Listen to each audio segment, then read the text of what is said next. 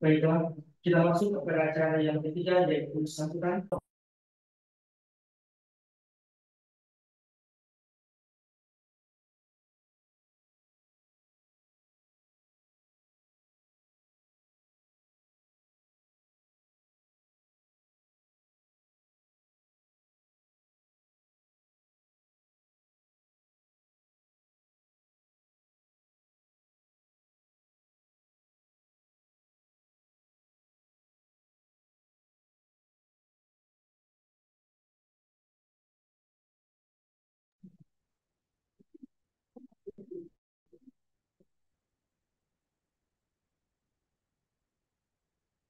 Selanjutnya sambutan dari Dekan Fakultas Kesehatan Universitas Widya Nusantara dengan hormat Ibu Alfia SCCBD MKED. Waktu dan tempat kami persilakan. Ya, Assalamualaikum warahmatullahi wabarakatuh. Waalaikumsalam warahmatullahi Waalaikumsalam wabarakatuh. warahmatullahi wabarakatuh. Dan selamat pagi, yang saya hormati Ibu Yayasan Widya Nusantara, yang saya hormati Bapak Rektor Universitas Widya Nusantara, yang saya hormati pemateri yang sempat hadir pada kegiatan kuliah pakar di pagi hari ini. Yang saya hormati Kaprodi Nurse yang sudah memberikan izin dalam hal ini untuk kegiatan kuliah pakar. Kemudian yang saya hormati Bapak Ibu dosen yang sudah meluangkan waktunya untuk mengikuti kegiatan kuliah pakar, dan yang saya banggakan mahasiswa-mahasiswi Prodi S1 Keperawatan yang sempat hadir di Zoom. Dalam hal ini ada beberapa yang online dan ada yang mengikuti offline. Tentunya yang mengikuti offline ini semua ada di aula satu, sehingga ilmu yang akan di-share nanti semua dapat diterima oleh adik-adik mahasiswa-mahasiswi. Alhamdulillah, kegiatan kuliah pakar ini merupakan kuliah yang terprogram di dalam program studi S1 Keperawatan, di mana dengan tema kuliah pakar ini juga akan menunjang dari visi dari Prodi S1 Keperawatan, sehingga yang diharapkan bahwa dengan kuliah pakar ini bisa memberikan peningkatan pengetahuan untuk mahasiswa-mahasiswi, para dosen, dan seluruh sivitas akademika Widya Nusantara. Alhamdulillah, pada kesempatan ini di tanggal 21 Mei kita akan bersama-sama mengikuti kuliah pakar untuk peningkatan pengetahuan, sehingga untuk program ke depannya di program studi S1 Keperawatan semua bisa terlaksana dengan baik. Yang kita harapkan bahwa setelah mengikuti kuliah pakar ini, semua mahasiswa-mahasiswi bisa menerapkan baik itu di dalam mata kuliah maupun di praktek lanjutan di klinik nanti, sehingga memperkaya ilmu pengetahuan berkaitan dengan KMB. Kemudian dalam kegiatan ini perlu kita ketahui bersama bahwa kuliah pakar ini adalah program di setiap semester prodi, ya. Di setiap semester itu memang ada target bahwa harus melaksanakan kuliah pakar yang berkhusus dari menunjang visi dan misi, kemudian juga berkaitan dengan keilmuan dari S1 Keperawatan Nurse. Nah, pada kesempatan ini untuk itu kita mengharapkan bahwa seluruh peserta yang hadir pada kuliah pakar ini dapat mengikuti mulai dari pagi hingga selesainya nanti sesuai dengan yang telah diagendakan di kegiatan kuliah pakar, dan yang kita harapkan bahwa seluruh mahasiswa-mahasiswi mengikuti kegiatan hingga selesai dan dapat tetap hadir di aula bagi yang offline dan juga yang online tetap mengikuti hingga kegiatannya selesai. Alhamdulillah juga saya mengucapkan terima kasih banyak kepada Yayasan Widya Nusantara karena dalam hal ini sebagai bagian dari kontribusi yayasan untuk kegiatan-kegiatan yang ada di program studi S1 keperawatan sehingga kegiatan kita bisa terlaksana dengan lancar. Eh, untuk kegiatan kuliah pakar ini tentunya banyak hal yang akan kita lihat bersama berkaitan dengan kasus diabetes mellitus sehingga dalam hal ini di mata kuliah yang berkaitan dengan kuliah pakar ini bisa memberikan kita wawasan yang lebih luas lagi. Sekian dan terima kasih sambutan dari saya. Selanjutnya saya kembalikan ke moderator. Terima kasih.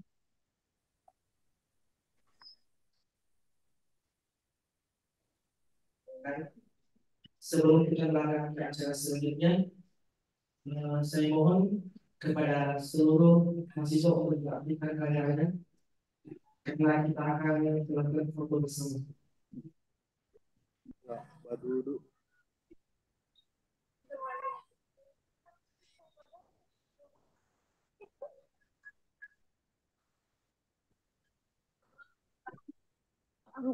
Baju Lukas sekali.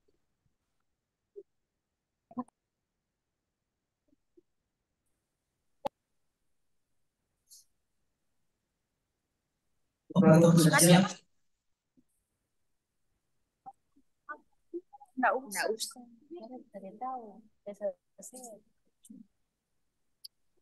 Yang lain juga tidak. Kita dua aja.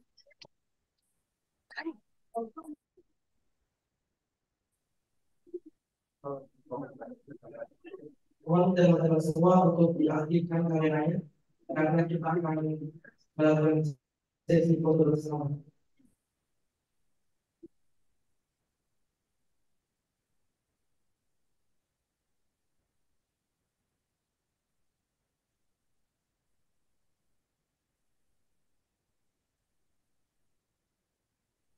Pak, ambil aja Pak.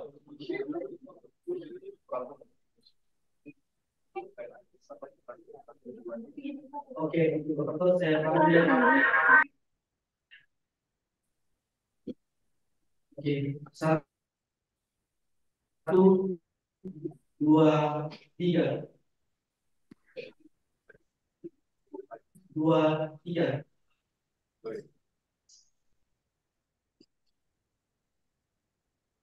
Oke, terakhir. Satu, dua, tiga.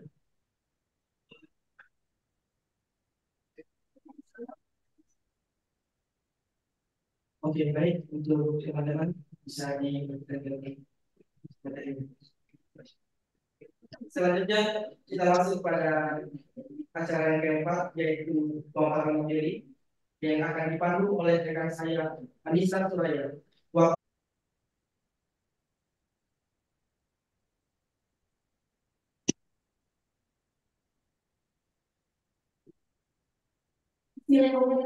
Assalamualaikum warahmatullahi wabarakatuh. Waalaikumsalam warahmatullahi wabarakatuh. Selamat pagi. Salam sejahtera untuk kita semua. Salam kebajikan, salam budaya.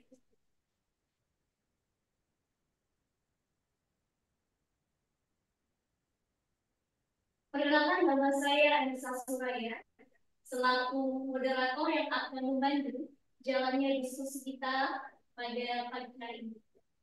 Dalam kegiatan ini terdiri dari dua sesi. Yang pertama ada sesi pemaparan materi yang berlangsung kurang lebih selama 1 jam. Yang kedua ada sesi tanya jawab. Sebelum kita masuk pada pemaparan materi, terlebih dahulu saya akan memperkenalkan pemateri kita yang sedang terlibat pada pagi hari ini. Pewajar kita bernama Samba Kasim Wibisono, SKMG, SPKMG. Beliau lahir di Malang pada tanggal Beliau lahir di Malang pada tanggal 1 Juli tahun 1986. Beliau menempuh pendidikan Bachelor of Nursing Brawijaya University Malang pada tahun 2009. Kemudian Magister Keperawatan University of Indonesia pada tahun 2013. Kemudian Master of Nursing in Diabetes Management and Education University Australia pada tahun 2015. Beliau juga menempuh pendidikan di Medical Surgical Specialist dan Operating System Specialist University of Indonesia pada tahun 2020. Untuk bidang praktik beliau di perawatan luka dan stoma, manajemen dan pendidikan diabetes, penelitian dan juga kewirausahaan perawatan. Untuk pelatihan yang beliau ikuti, yang pertama ada Certified Bone Care Clinical pada tahun 2012 di World Council of Endostomal Therapists atau WCA. Kemudian ada pelatihan Certified Stomal Therapist pada tahun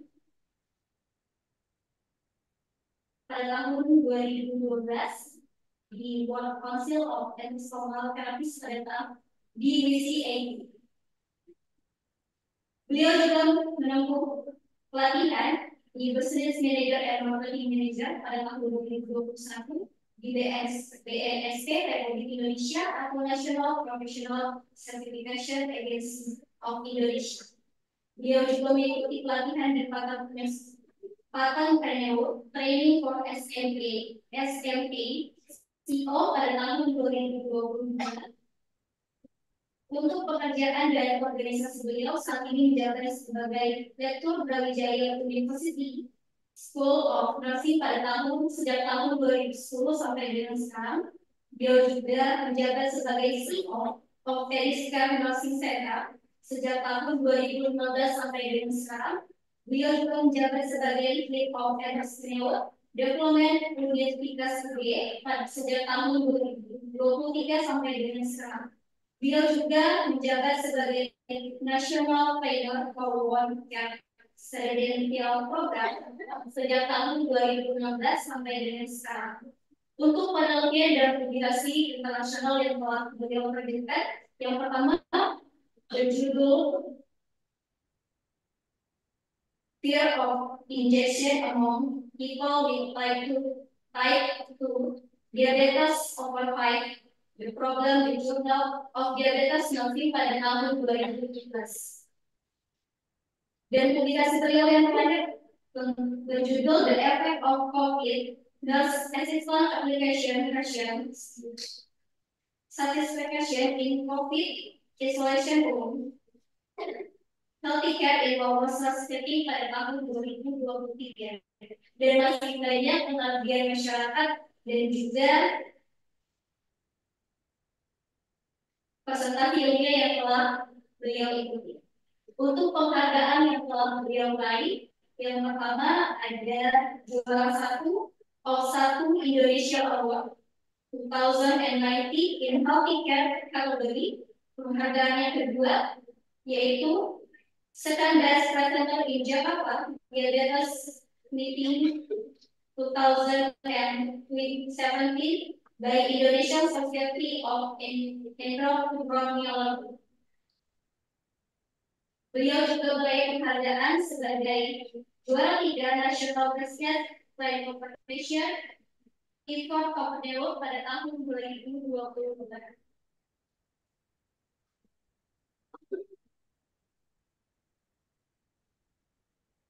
Teman-teman, beliau juga meraih penghargaan sebagai Best Participant Patentpreneur Incubator Program by Kemenkes. Maaf, saya ulangi kembali.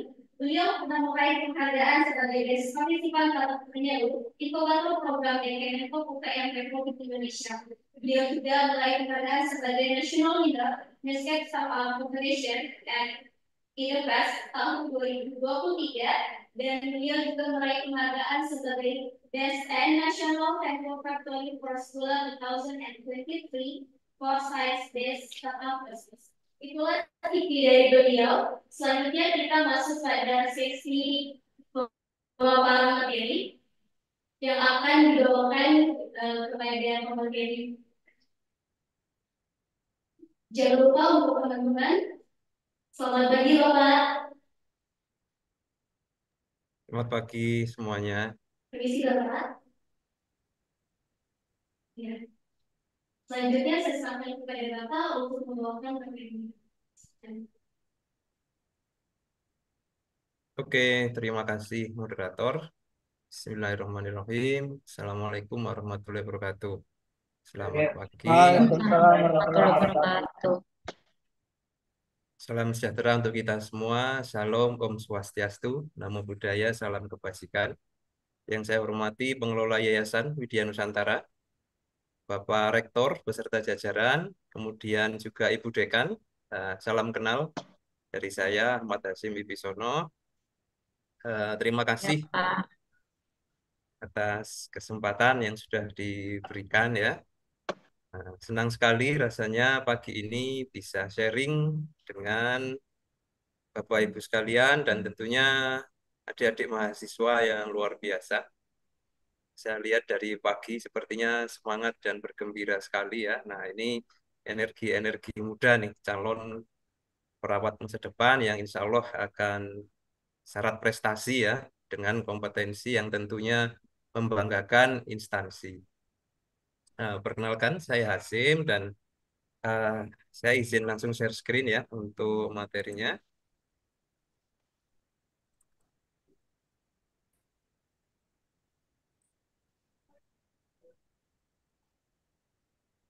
Oke, mohon konfirmasinya apakah gambar dan suara bisa diterima dengan jelas ya? Jelas, Pak. Jelas ya, oke. Ya, pagi ini saya diminta untuk menemani ya teman-teman mahasiswa sekalian belajar bersama dan berdiskusi dengan topik yang sangat menarik yaitu penggunaan modern dressing atau dalam sesi kali ini saya menyebutnya advanced wound dressing gitu ya. Kita akan berkenalan nih mulai dari konsep dasarnya hingga bagaimana penerapannya di kasus diabetic foot ulcer.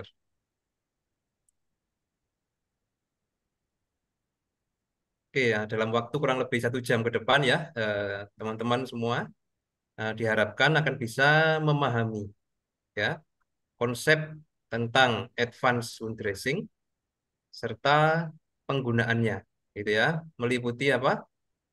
Indikasi, kontraindikasi pada kasus diabetic foot ulcer. Nah, untuk mencapai tujuan pembelajaran ini ada beberapa subtopik yang nanti kita akan lalui bersama. Untuk awal nanti kita akan berkenalan nih dengan konsep dasar ya tentang luka dan luka kronis terutama kenapa luka itu bisa menjadi kronis gitu ya yang harusnya itu sembuh secara fisiologis. Kemudian nanti juga kita akan berkenalan dengan modern wound care. Bedanya apa sih ya yang modern dan yang konvensional itu ya. Karena modern dressing ini sering dimention di mana-mana gitu ya. Tapi kalau orang ditanya emang bedanya yang modern dengan tidak itu apa? Nah, itu masih sulit mendefinisikan gitu ya. Jadi nanti adik-adik harapannya sejak masa kuliah ya sudah tahu betul nih karakteristik perawatan luka modern dan konvensional. Ya. Nah, baru setelah itu akan berkenalan dengan berbagai contoh gitu ya, wound dressing terutama yang masuk kategori advanced wound dressing. Nah, terakhir nanti kita akan bersama-sama melihat seperti apa penentuan jenis balutan ya serta pemakaiannya pada kasus-kasus luka diabetik. Nah, ini case saya ambil dari pasien-pasien kami ya di Malang, di mana kalau di Malang ini angka diabetes sangat tinggi ya, dan saya rasa juga demikian halnya dengan di Palu. Sehingga ini suatu tantangan sekaligus kesempatan bagi kita perawat untuk bisa menunjukkan kompetensi, untuk bisa memberikan pelayanan terbaik dan hasil yang optimal kepada pasien. Dengan begitu, profesi kita akan diakui gitu ya, keberadaannya dan kemanfaatannya di masyarakat maupun dalam tim pelayanan kesehatan. Oke, nah izinkan saya mengawali sesi ini dengan satu quote ya, kata-kata mutiara nih untuk teman-teman semua di Palu ya. Nah, when you are nurse, you know that every day you will touch a life gitu ya, or a life will touch yours. Nah, ketika kita bekerja nih sebagai seorang perawat yang profesional, setiap hari kita akan menyentuh, menginspirasi kehidupan orang di sekitar kita ya, termasuk pasien. Nah, atau sebaliknya, kita akan tersentuh dan terinspirasi gitu ya dari story-story pasien kita gitu ya, dari rekan-rekan kerja kita. Nah, dari sini kita bisa lihat ya, profesi keperawatan ini satu profesi yang luar biasa, satu profesi yang sangat membanggakan ya dan benar-benar menjadikan kita itu insan-insan yang berkualitas dan bernilai tinggi di masyarakat. Semoga semakin semangat gitu ya menempuh jalannya menjadi seorang perawat profesional dan selalu dimudahkan teman-teman mahasiswa serta Bapak Ibu dosen di Universitas Widya Nusantara. Oke, nah sebelum saya masuk ke materi, ini saya ajak jalan-jalan dulu ke Pediscare ya. Jadi Pediscare ini adalah awalnya di tahun 2014 merupakan praktek mandiri perawatan luka modern pertama dan satu-satunya di Kota Malang, gitu ya. Kemudian seiring berjalannya waktu, di tahun 2019 kita upgrade nih, tidak hanya sebagai praktek mandiri biasa, tapi menjadi suatu nursing center, pusat pelayanan keperawatan multidisiplin di luar rumah sakit. Nah, ini satu upgrade yang cukup signifikan ya, di mana awalnya di tahun 2014 ini kita hanya bertiga ya, tapi di tahun 2019 ini sudah lebih dari 60 orang keluarga besar di Pediscare Nursing Center ini. Nah, kenapa bisa menjadi seperti itu ya? Karena salah satunya kita memang menerapkan prinsip nursing entrepreneurship. Kita mengelola praktek mandiri ini sebagai seolah-olah ya sebagai suatu perusahaan. Jadi ada struktur organisasi, ada pembagian tugas yang spesifik gitu ya. Ada yang bagian pelayanan, ada bagian marketing, ada bagian sumber daya manusia dan lain sebagainya gitu ya. Nah, sehingga saat ini di Pediscare terdapat banyak unit aktivitas. Ada pelayanan pasien, ada penjualan produk dan alat kesehatan, ada juga kegiatan sosial kemanusiaan. Serta tidak lupa adalah pendidikan, pelatihan, dan penelitian. Ini yang baru kita launching ya, dengan brandingnya yaitu Pediscare Education. Nah, semoga teman-teman ya yang mengikuti acara pagi ini someday ya juga bisa menjadi owner dari praktek mandiri yang sukses. Tidak hanya itu, bisa mengupgrade praktek mandirinya menjadi suatu bisnis kesehatan yang profitable, memberikan kesejahteraan ya bagi Anda sekalian, dan tentunya memberikan manfaat bagi masyarakat dan profesi. Amin ya robbal alamin. Saya lihat cukup banyak ya peserta yang offline dan juga online sampai lebih dari 100. Luar biasa sekali. Nah, jadi ini yang kita bangun di Pediscare Nursing Center ini teman-teman ya. Kita punya tagline One Stop Healthcare at Home. Nah, jadi kita one stop itu artinya apa ya? Satu pintu semua ada. Nah, itu disebut one stop ya. Nah, jadi kita benar-benar memberikan pelayanan nih. Fisik, psikososial, emosional, hingga spiritual di rumah pasien. Dengan pelayanan kita yang paling banyak dicari memang pelayanan keperawatan 24 jam. Jadi kita punya itu sekitar 40 perawat ya, itu sudah nge-shift di rumah pasien. Nah, jadi nge-shiftnya itu nggak di rumah sakit ya, pagi, sore, malamnya, tapi di rumah pasien. Gitu ya. Satu perawat akan menghandle satu pasien, jadi beban kerja yang sangat ideal ya. Dan pasien sangat menyukai pelayanan ini karena itu tadi, pelayanan keperawatan itu holistik. Fisik, psikososial, hingga spiritual kita berikan dengan kualitas terbaik. Nah, bersama dengan pelayanan keperawatan ini ya, juga ada pelayanan dokter visit, fisioterapi ya, kebidanan, rental alat kesehatan, hingga pemeriksaan lab. Nah, ini semua kita bisa bawa ke rumah pasien, gitu ya. Bahkan kita juga ada kerjasama dengan banyak produsen alat maupun suplemen kesehatan untuk kita distribusikan ke pasien-pasien kita. Nah, keunggulan kita memang kita nggak cuma KDM di rumah pasien ya, teman-teman. Jadi kita benar-benar manage the disease at home. Kita benar-benar memastikan pasien kita ini kondisinya stabil, nggak ada perburukan gitu ya. Serta secara klinis ini terus mengalami perbaikan. Nah, ini adalah pedicare gitu ya. Semoga someday bisa main-main ke Malang nih dan bisa kunjungan langsung di pedicare. Anda bisa melihat di situ seperti apa pelayanannya, seperti apa manajemennya gitu ya. Seperti apa kita memainkan media sosial gitu ya. Itu asik banget untuk dilihat ya. Dan saya rasa cocok banget nih untuk karakter para perawat zaman now. Nah, teman-teman sekalian yang ada di Widya Nusantara. Oke, so kita masuk ke materi ya. Nah, saya mengajak Anda untuk melihat nih perawatan luka modern yang begitu sering dimention gitu ya. Sebenarnya apa yang membedakan dia itu dengan perawatan luka konvensional? Apakah dia hanya soal produknya? Kalau konvensional pakai produk yang biasa, kalau yang modern pakai dressing yang canggih, apakah itu saja? Ya, sebagian memahaminya seperti itu soalnya. Nah, sekarang kita lihat ya, pada layar. Jadi ada banyak sudut pandang yang kita bisa dalami gitu ya untuk membedakan suatu pendekatan perawatan luka itu apakah konvensional atau modern. Yang pertama adalah dari segi strategi penanganan, gitu ya. Kalau konvensional dia itu relatif sama untuk semua jenis luka, teman-teman ya.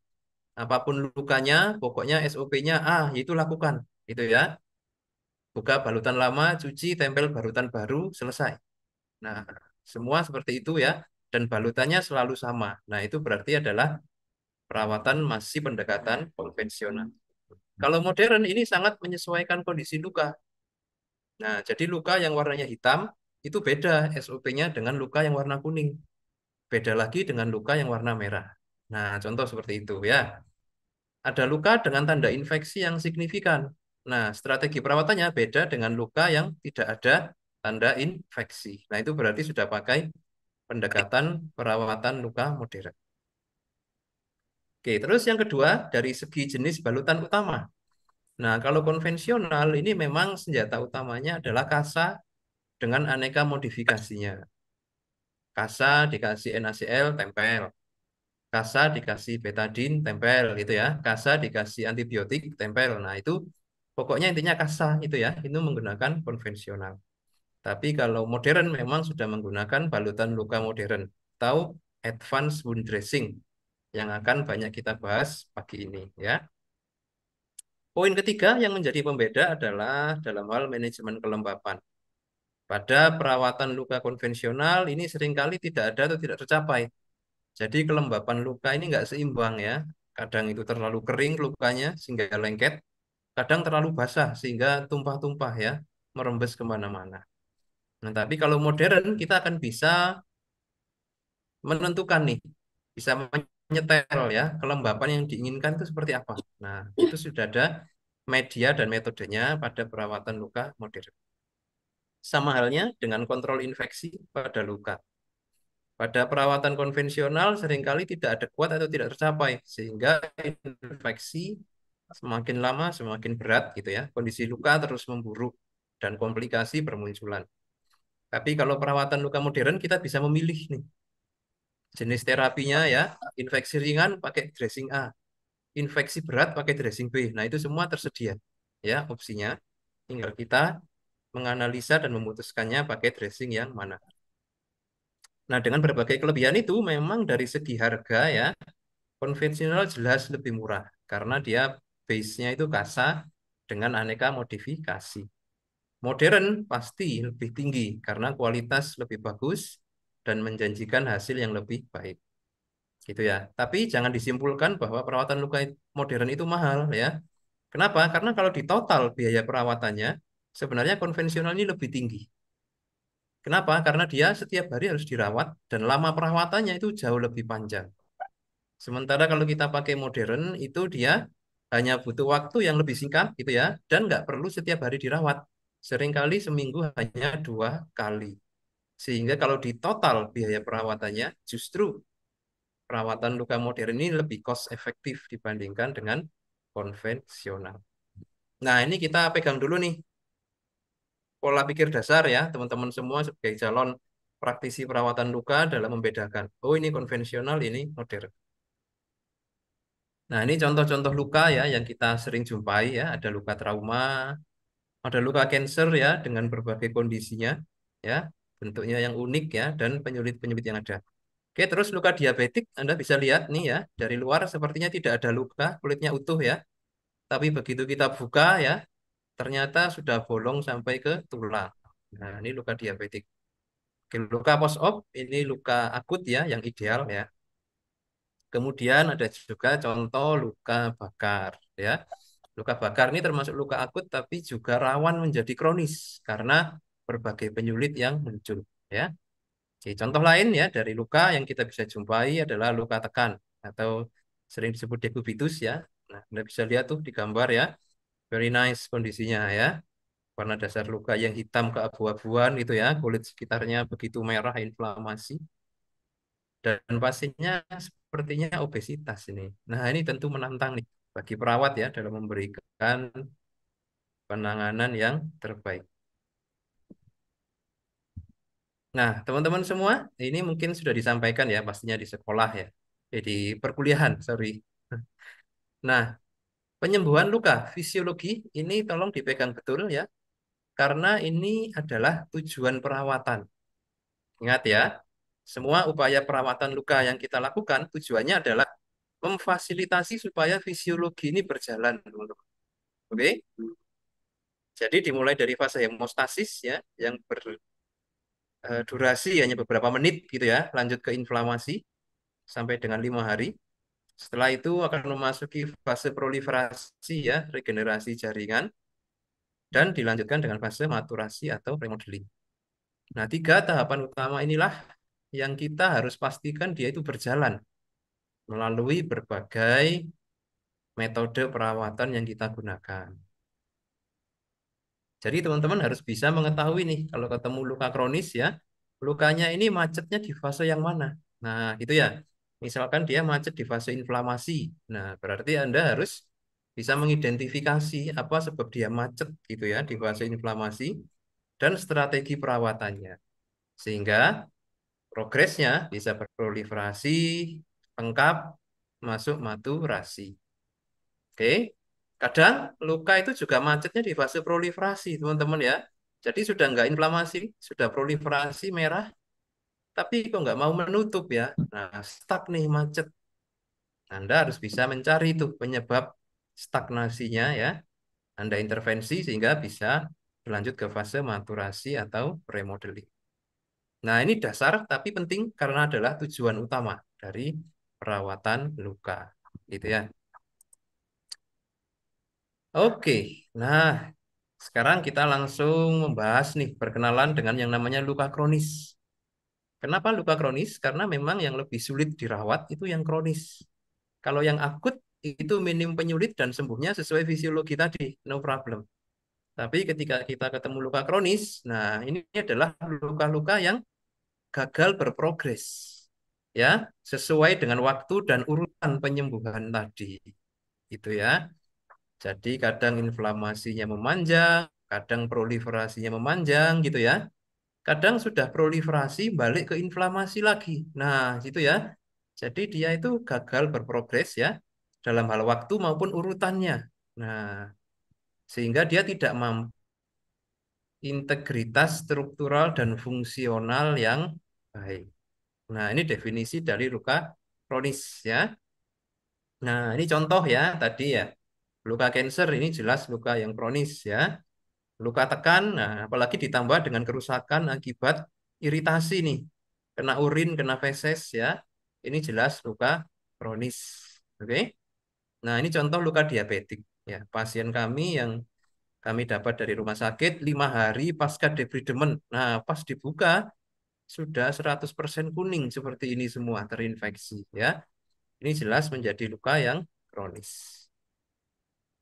Nah, kenapa luka itu menjadi kronis ya? Terdapat banyak faktor yang menghambat penyembuhan luka tadi sehingga dia itu tidak berjalan sebagaimana mestinya, teman-teman ya. Jadi luka itu seringkali kita jumpai ya dengan kondisi yang complicated seperti ini ya. Ini ada kelihatan tendonnya gitu ya. Terus di atas ini ada rongga nih, ada guanya gitu ya, dengan eksudat yang banyak. Jadi complicated kondisinya ya. Dan resiko tinggi untuk terjadi komplikasi lebih lanjut. Lukanya bisa berongga, pasien bisa jadi sepsis gitu ya, pasien bisa jadi shock. Nah, itu semua komplikasi yang mungkin muncul ya pada luka kronis yang tidak ditangani dengan tepat. Nah, ini mayoritas nih. Kalau kita bikin praktek perawatan luka yang datang itu luka kronis, teman-teman ya. Dengan aneka macam kondisi yang Indonesia Raya lah bisa dibilang ya. Kita harus ready nih untuk melakukan perawatan dan memberikan hasil yang terbaik. Nah, mungkin saya ingin survei deh ke teman-teman ya, yang ada di Zoom terutama nih. Coba saya menyukai perawatan luka. Nah, bisa raise hand nggak teman-teman? Coba yang di Zoom ya, coba yang suka dengan perawatan luka bisa kasih reaction raise hand nggak? Mengacungkan tangan. Ada kira-kira? Biasanya sedikit nih. Coba kita lihat di Widya Nusantara.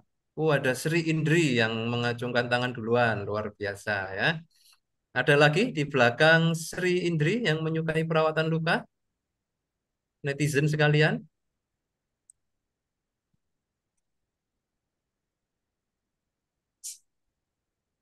Wah, kok sepi ini ya? Oh, ada satu, Muhammad Aziz, luar biasa. Ya, lumayan, ada dua ya, dari sekian banyak. Yang lain mungkin masih belum ya mendapatkan chemistry-nya. Oke, nah yang sudah riset tadi ya, semoga terwujud nih impiannya ya untuk bisa menjadi expert di bidang perawatan luka. Oh, ada lagi ternyata yang resign, Veronica Septiani.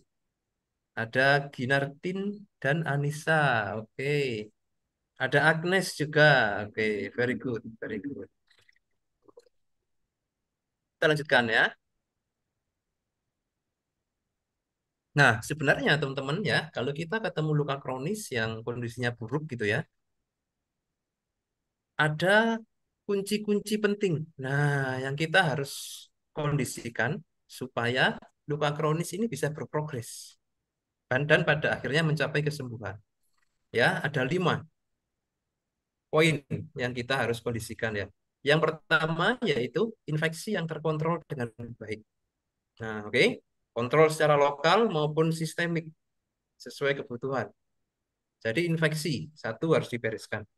Dua adalah dasar luka yang sehat, merah. Nah, ini yang kita butuhkan ya.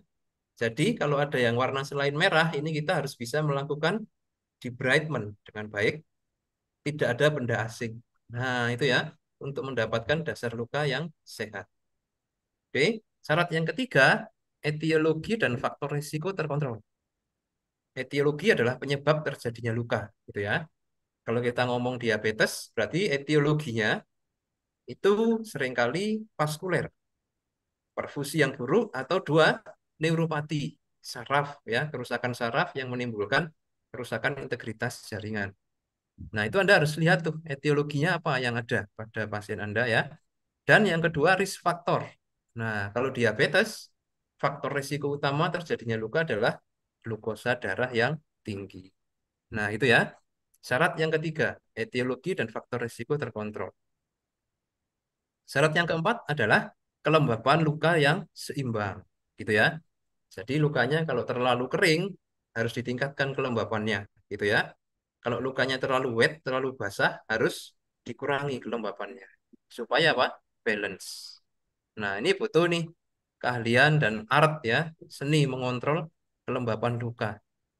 Nanti Anda akan diajari ya di perkuliahan pastinya. Oke. Nah, yang terakhir, yang kelima, syaratnya adalah dukungan sistemik support yang baik. Jadi perbaikan KU, kondisi umum pasien. Ya, nutrisi dipastikan adekuat ya, obat-obatan sesuai dengan kondisi dan kebutuhan ya, kondisi komorbid terkontrol dengan baik, termasuk di dalamnya dukungan psikososial emosional. Nah, itu termasuk dalam systemic support. Nah, dari sini teman-teman bisa melihat ya, oh ternyata ngerawat luka kronis itu nggak cuma soal lukanya ya, tapi ada soal infeksi, ada soal debridement gitu ya, ada soal faktor resiko dan etiologi, hingga apa? Dukungan sistemik. Nah, jadi kita benar-benar memotret nih pasien itu sebagai satu keseluruhan ya, sistem yang saling berkaitan satu sama lain. Tidak cuma soal satu lukanya aja ya, tapi secara sistemik juga kita harus kondisikan. Nah, ini 5 kunci ya, teman-teman ya, yang sudah saya ekstrak nih untuk Anda semua nih ya, dari berbagai referensi dan jurnal yang ada. Begitu 5 ini sudah Anda bisa kondisikan ya, Anda akan menyaksikan tuh luka kronisnya mulai berprogres, membaik hingga sembuh ya. Pasien bisa terhindar dari amputasi. Oke ya. Kalau ada pertanyaan bisa dicatat dulu ya. Nanti saya rasa akan ada sesi tanya jawab sendiri. Oke, nah kita sudah bahas nih tentang dasar tentang luka tadi ya. Modern, konvensional, luka kronis sudah kita lihat nih ya. Nah, sekarang kita mulai berkenalan dengan dressing ya, wound dressing. Terdapat banyak sekali ya jenis balutan luka atau dressing ya. Tapi secara garis besar dia dibedakan menjadi 2 fungsi utama, yaitu primary dressing atau balutan primer ya, dan secondary dressing atau balutan sekunder. Oke, primary dressing adalah balutan luka yang langsung berkontak dengan dasar lukanya. Nah, jadi yang pertama kita taruh nih, itu adalah balutan luka primer. Sedangkan sekunder yang diaplikasikan setelah balutan primer ini sudah diletakkan ya, baru kita lapisi dengan balutan sekunder. Gitu ya. Oke, nah kedua jenis balutan ini ya, kemudian distabilkan dengan fiksasi yang baik. Nah, nanti akan saya tunjukkan ya video ya, seperti apa penggunaan balutan primer, seperti apa penggunaan balutan sekunder ya, hingga fiksasi. Nah, kenapa luka harus diberikan balutan? Nah, tujuannya ini untuk menggantikan fungsi kulit yang hilang. Nah, kulit fungsinya melindungi tubuh ya, serta menjaga kelembapan. Nah, maka ketika ada kulit yang hilang harus digantikan dengan balutan luka. Yang kedua, balutan luka akan membantu ya untuk mengatur keseimbangan kelembapan ya. Kelembapannya mau dinaikkan, mau diturunkan, atau dipertahankan. Nah, terserah Anda sebagai seorang clinician nanti untuk menentukan. Oke, balutan modern ya juga akan membantu kita mengontrol pertumbuhan mikroorganisme. Bisa juga merangsang pertumbuhan jaringan ya hingga mengontrol kulit sekitar luka. Nah, kulit sekitar luka juga perlu dilindungi ya agar lukanya tidak melebar. Oke, kemudian fungsi tambahan yang lain adalah meminimalisir bau pada luka sehingga pasien lebih nyaman ya, quality of life lebih bagus, lebih bisa berinteraksi dengan orang lain karena bau dari lukanya sudah kita minimalisir. Beberapa balutan akan membantu mengurangi nyeri juga pada luka ya, serta mencegah cedera yang lebih parah karena penggunaan balutan yang tidak tepat. Nah, ini fungsi-fungsi dari balutan pada luka kronis. Nih, ketika kita menggunakan balutan luka modern atau advanced wound dressing ya, terdapat banyak sekali kelebihan atau manfaat khusus. Contohnya, dia bisa membantu kita membuang jaringan mati lebih mudah, ya, nggak bikin bleeding. Nah, gitu ya. Dia punya kemampuan mengatasi infeksi secara optimal. Nah, oke. Dia juga membantu kita mengatur tingkat kelembapan luka sesuai dengan tujuan kita. Nah, gitu ya. Kalau pakai konvensional nggak bisa nih, gitu ya. Melindungi kulit sekitar luka atau peri-wound skin ya, tadi sudah kita mention ya. Mengurangi bau. Nah, ini yang paling dicari oleh pasien nih seringkali. Balutan luka modern itu nyaman dipakai ya, tidak bikin nyeri ya, nggak lengket, nggak bikin bleeding ketika dilepas. Jadi sangat nyaman, comfortable. Oke, nah bagi kita praktisi ya, balutan luka modern ini juga membantu mengurangi frekuensi perawatan. Nah, jadi mengurangi beban kerja kita juga. Nggak perlu setiap hari kita harus kerja ganti perban ya, karena penggunaan balutan luka modern. Oke, dan pada akhirnya tentu akan memfasilitasi penyembuhan luka secara lebih cepat. So, banyak sekali ya manfaat penggunaan balutan luka modern jika digunakan dengan tepat, teman-teman. Nah, karena balutan luka modern ini banyak sekali jenis, fungsi, dan mereknya, saya mencoba nih memberikan rambu-rambu ya bagi Anda, gitu ya. Ketika akan menggunakan dressing, itu apa aja yang harus diperhatikan. Nah, oke. Yang pertama, yang paling penting adalah tahap penyembuhan lukanya. Anda harus bisa mengidentifikasi ini luka macetnya di fase apa, gitu ya. Apakah macet di inflamasi ataukah di proliferasi. Nah, gitu ya. Setelah itu follow up-nya Anda tentukan yang bikin stagnan itu apa. Nah, setelah itu tentukan dressing yang sesuai. Contoh di gambar nih, tuh ya. Ada luka yang sudah merah tapi nggak mau nutup nih, fase proliferasi nih. Sama yang sebelahnya juga begitu ya, nggak ada jaringan mati tapi kok nggak mau nutup ya. Macet di fase proliferasi, gitu ya. Oke, yang kedua yang menjadi pertimbangan adalah tingkat eksudat. Nah, Anda bisa lihat atau tingkat kelembapan. Apakah dia itu sangat basah gitu ya, eksudat sangat banyak, atau eksudatnya banyak aja gitu ya, ataukah eksudat minimal, atau bahkan nggak ada eksudat sama sekali, kering, dry. Nah, Anda kalau sudah bisa mengidentifikasi ini ya, berikutnya Anda tinggal menentukan produk mana yang sesuai untuk mengatasi masalah eksudat ini, gitu ya. Kalau ketemu yang seperti ini lukanya basah sekali nih. Berarti kita gunakan dressing yang fungsinya menyerap eksudat, gitu ya. Sebaliknya yang kanan, ini lukanya terlalu kering ya, keras dan ada jaringan mati nih yang lengket. Nah, berarti jangan pakai yang menyerap eksudat, sebaliknya justru yang meningkatkan kelembapan. Nah, seperti itu ya, cara memilih dressing berdasarkan tingkat kelembapan. Berikutnya adalah kita lihat juga warna dasar luka. Nih, beda warna, beda dressing. Gak ada teh botol sosro ya. Apapun warnanya, ini dressingnya. Oh, itu tidak ada ya. Oke, nah Anda bisa lihat nih. Kalau ketemu luka merah, hitam, dan kuning, beda-beda jenis dressingnya. Gitu ya. Kalau merah, fungsi dressingnya adalah melindungi ya. Sorry, kepencet. Kalau merah, fungsi dressingnya melindungi jaringan dan merangsang pertumbuhan. Ya. Kalau hitam, fungsi dressingnya membantu membersihkan jaringan mati. Nah, gitu ya. Kalau kuning, fungsi dressingnya yang utama mengontrol infeksi dan eksudat. Nah, gitu ya. Jadi beda warna, beda dressing. Oke, semoga jelas ya. Nah, yang keempat, jika dicurigai ada infeksi, Anda perlu lihat juga nih tahapan infeksinya. Apakah ringan, berat, atau sudah sistemik. Gitu ya. Nanti akan menentukan jenis dressing antibakterinya dan antiseptik wound cleanser-nya. Nah, ini contoh nih, dua luka ya. Ini selulitis yang sudah parah ya. Ini luka diabetes dengan infeksi. Nah, ini berarti butuh dressing antibakteri nih, dua-duanya ya. Satunya basah, satunya sangat kering lukanya. Nah, beda lagi nanti dressingnya.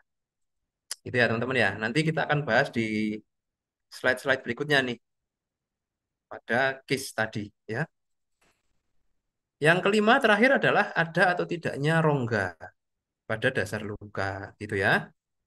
Adanya rongga ini menandakan infeksi bakteri yang sudah sampai ke dalam. Nah, sehingga kalau ada rongga kita harus pastikan dressingnya itu bisa menutup rongganya ya dan merangsang pertumbuhan jaringan dari dalam. Sehingga akhirnya rongga ini akan terisi oleh jaringan baru ya dan akhirnya luka akan menutup seperti sedia kala. Gitu ya. Oke, nah dari situ teman-teman semoga ada panduan ya teman-teman dalam mengenal nih dressing primer itu apa, sekunder itu apa itu ya, dan berbagai pertimbangan dalam memilih jenis dressingnya. Oke ya. Nah, kalau sudah dapat nih konsep dasarnya, sekarang saya perkenalkan ke teman-teman contoh. Nah, jenis-jenis wound dressing pada luka ya. Nah, kita berkenalan dengan dressingnya pakai pendekatan fungsi aja ya. Nah, fungsinya apa, dressingnya apa. Nah, gitu ya. Contoh nih yang sudah saya himpun kompilasi untuk teman-teman ya. Contoh ada dressing yang fungsinya meningkatkan kelembapan. Nah, berarti cocok untuk luka kering. Ada hidrogel, ada zinc cream, ada honey atau madu. Nah, gitu ya. Ini mereknya ya. Terus ada juga dressing itu untuk luka yang eksudatnya berlimpah ruah. Nah, apa contoh dressingnya? Penyerap eksudat ya. Ada foam dressing, hydrofiber, algina. Nah, itu ya contoh teman-teman ya. Ada juga dressing yang fungsinya menyerap eksudat tapi jumlah sedikit. Nah, itu ada hidrokoloid dan kasa ya, Gauss kasa. Ada juga dressing yang fungsinya itu waterproof. Nah, tahan air, melindungi kulit dari ekspos berlebih terhadap cairan ya, hidrokoloid transparan film. Itu ya. Nah, ada juga yang unik nih. Ada dressing yang fungsinya merangsang pertumbuhan jaringan. Nah, jadi kalau luka yang sudah merah nih cocoknya. Jangan sampai dipakai untuk luka yang hitam atau kuning ya, karena dia fungsinya merangsang pertumbuhan jaringan. Nah, contoh dressingnya kolagen ya, dressing yang mengandung chitosan, hyaluronic acid. Nah, itu cocok untuk kondisi proliferasi. Untuk kondisi infeksi bagaimana? Nah, ada dressing yang sifatnya antimikroba ya. Contohnya dressing yang mengandung iodin, hidrofobik, hingga silver. Nah, itu semua cocok untuk kondisi infeksi. Pada beberapa kasus ketemu luka itu yang mudah berdarah. Baru dipegang sedikit sudah bleeding. Nah, ini berarti butuh bleeding control. Contohnya dressing yang mengandung kalsium ya. Dalam hal ini adalah kalsium algina. Gitu ya. Nah, satu lagi kondisi yang kadang kita jumpai ya, yaitu hipergranulasi. Pertumbuhan jaringan granulasi yang berlebihan. Nah, ini kita bisa minimalisir ya dengan menggunakan foam dressing yang kualitasnya bagus. Itu bisa membantu untuk menurunkan granulasi. Oke ya teman-teman ya. Nah, kita coba lihat beberapa contoh produk ya, dressing yang populer ya. Nah, yang pertama nih, yang legend ini ya, adalah Kasah ya, Gauss. Nah, bisa dilihat tuh, Gauss ini fungsinya balutan sekunder. Jadi dia bukan primer ya, nggak boleh langsung dikasih ke dasar luka. Jadi dia layer kedua setelah balutan primer teman-teman ya. Nah, fungsinya dia menyerap eksudat bisa, tapi sedikit gitu ya. Bisa membantu kita juga dalam membuang jaringan mati nih, mechanical. Ketika kita gosokkan ke jaringan mati yang sudah lunak, nah dia bisa membantu melepaskan ya. Oke, menyerap eksudat ya, tapi nggak bisa mengunci eksudat. Nah, jadi kalau eksudatnya udah penuh di sini, ya dia akan bocor kembali kemana-mana. Itu ya, itu kasar. Jadi ingat, jangan sampai dipakai sebagai balutan primer. Karena akan lengket, akan nyeri nanti kalau dilepas. Nah, transparan film bentuknya seperti plastik tipis ya, dari bahan poliuretan. Nah, dia punya sifat unik yaitu waterproof, tahan air ya. Dia bisa mensupport autolysis debridement, artinya membantu membuang jaringan mati. Gitu ya, membantu melunakkan jaringan mati. Oke. Terus membantu mengurangi sensasi nyeri juga ya. Oke, jadi cocok dia untuk luka dengan jaringan mati dengan eksudat yang minimal atau tanpa eksudat. Gitu ya. Tapi kalau lukanya bereksudat, ada juga transparan film yang ada penyerapnya nih, ada paddingnya. Oke ya. Contohnya mereknya ini ya, Opside Post-Op. Nah, ini sering dipakai untuk luka pasca operasi. Ya. Kalau di Malang kita biasa pakai nih untuk luka-luka nekrotik yang hitam dan keras ya. Setelah dikombin dengan hidrogel. Nah, ini dia yang disebut hidrogel. Seperti namanya ya, hidro itu air, gel ya, gel gitu ya. Jadi dia mirip seperti gel rambut nih, tuh jernih ya, dengan bahan dasar air yang dipekatkan menggunakan bahan kimia disebut CMC, karboksi metil selulosa. Nah, dia fungsi utamanya memang meningkatkan kelembapan. Jadi cocok pada luka-luka kering dan keras gitu ya. Pada luka bakar juga bisa memberikan sensasi dingin ya. Dan nantinya kelembapan ini akan membantu membuang jaringan mati atau autolysis debridement. Nah, contoh merek hidrogel banyak ya teman-teman ya. Nanti Anda kalau sudah praktek akan ketemu nih. Ada duoderm gel ya, ada Cutimed gel, ada Intrasite gel, macam-macam. Oke, next dressingnya ya, ada yang disebut hidrokoloid. Nah, ini mengandung sodium karboksimetil selulosa. Bentuknya dan warnanya mirip sekali dengan kulit nih. Jadi kalau dipakai itu hampir nggak terlihat ya, karena dia semi transparan. Dia punya fungsi waterproof, jadi melindungi kulit ya dari akses berlebihan terhadap cairan. Gitu ya. Cocok untuk pasien yang inkontinensia. Nah, bisa tuh ya. Melekat ya dan menutup rapat. Oklusif ya. Dia bisa menyerap eksudat jumlah sedikit nih ya dan akan membantu support autolysis debridement. Membantu tubuh membuang jaringan mati secara alami. Ya. Ini kita biasanya pakai untuk luka-luka yang sudah hampir sembuh gitu ya. Yang granulasinya itu sudah full, tinggal epitelialisasi. Nah, itu kita gunakannya adalah produk hidrokoloid. Nah, ini tadi yang saya mention ya, kalsium alginat. Ya, terbuat dari serat polisakarida dari rumput laut. Bentuknya kayak kapas ya, tapi tipis. Nah, dia punya fungsi yang pertama hemostatik, jadi membantu menghentikan pendarahan minor, teman-teman.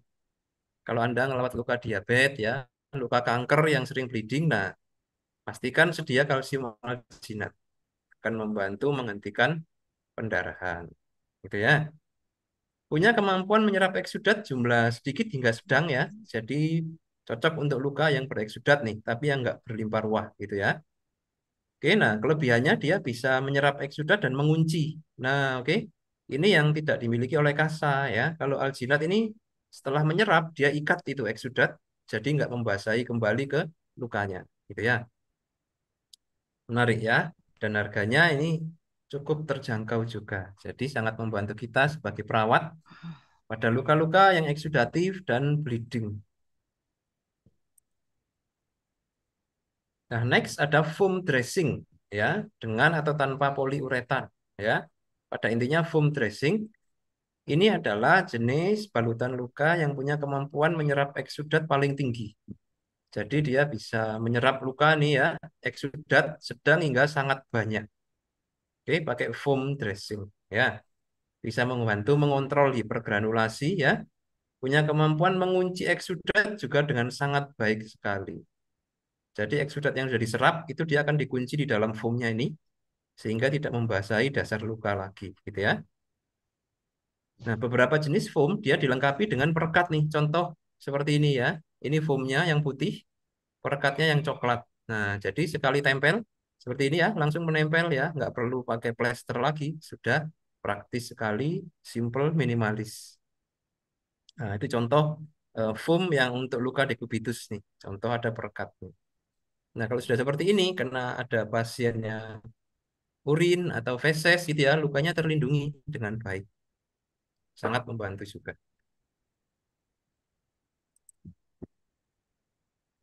Nah, ini sekarang kita masuk ke jenis-jenis dressing untuk luka infeksi ya.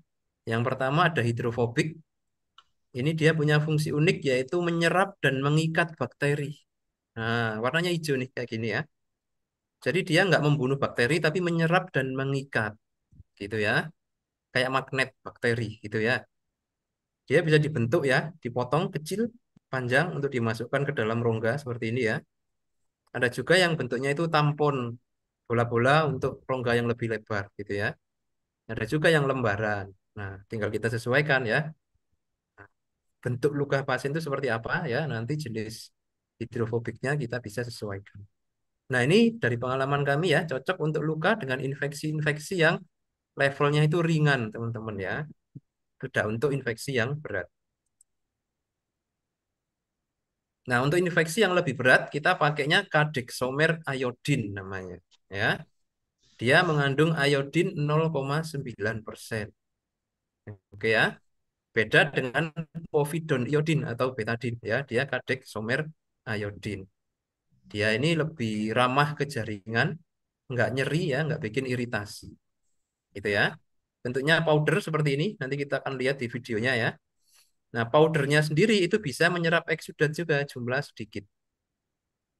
Nah, salah satu yang sangat menonjol dari kadexomer iodine ini ya adalah kemampuan dia dalam meminimalisir bau. Ini sangat signifikan sekali. Sangat efektif membunuh bakteri dan otomatis mengurangi bau pada luka. Ya, kadexomer iodine. Oke, next. Nah, ada contoh jenis dressing itu yang fungsinya ini. Seperti zinc cream. Nah, dia punya fungsi meningkatkan kelembapan, tapi juga bisa merangsang pertumbuhan jaringan. Nah, karena dia mengandung zinc, hyaluronic acid atau HA ya, dan juga chitosan. Ini semua fungsinya merangsang pertumbuhan jaringan, gitu ya. Bahkan chitosan ini diketahui punya fungsi tambahan juga, antiinflamasi dan juga antibakteri. Nah, jadi komplit sekali ya fungsi dari produk ini, gitu ya. Meningkatkan kelembapan dapat, merangsang pertumbuhan jaringan juga bisa. Nah, ini contoh ya, zinc cream salah satu mereknya adalah Medcovacin.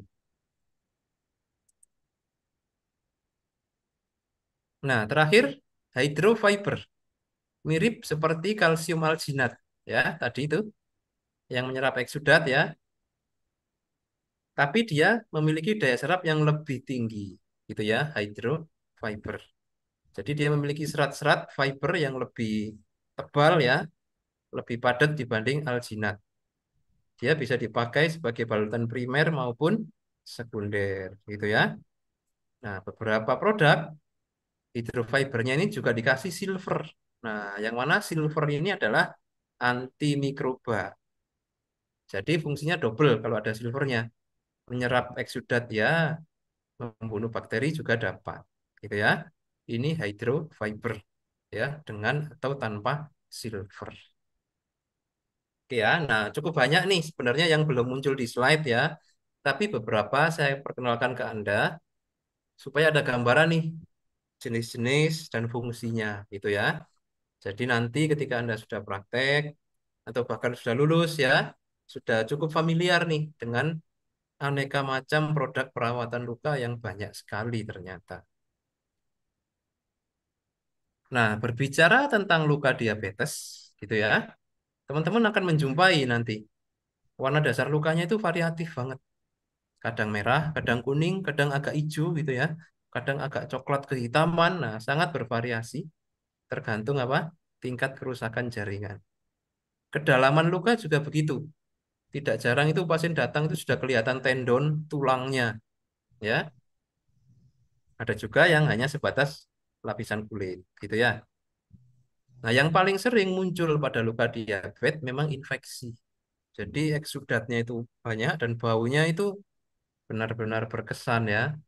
Sukar dilupakan dan selalu terkenang gitu ya istilahnya karena infeksi yang tidak jarang itu cukup berat. Oke, nyeri bisa jadi ada atau tidak ya karena mereka kadang mengalami neuropati jadi sensasi nyerinya itu menghilang. Oke.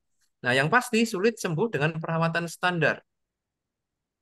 Hanya mengandalkan kasa atau sufratul ini sangat sulit sekali sembuh gitu ya.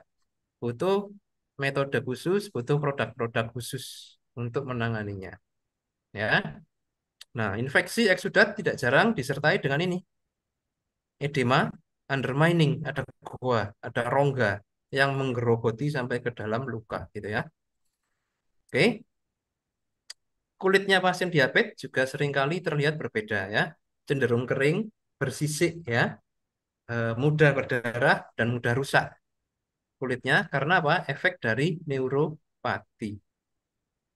Nah, ini berbagai variasi ya kondisi yang teman-teman bisa jumpai nanti ketika ketemu luka diabetik nih. Jadi harus siap ya secara mental, skill maupun knowledge-nya.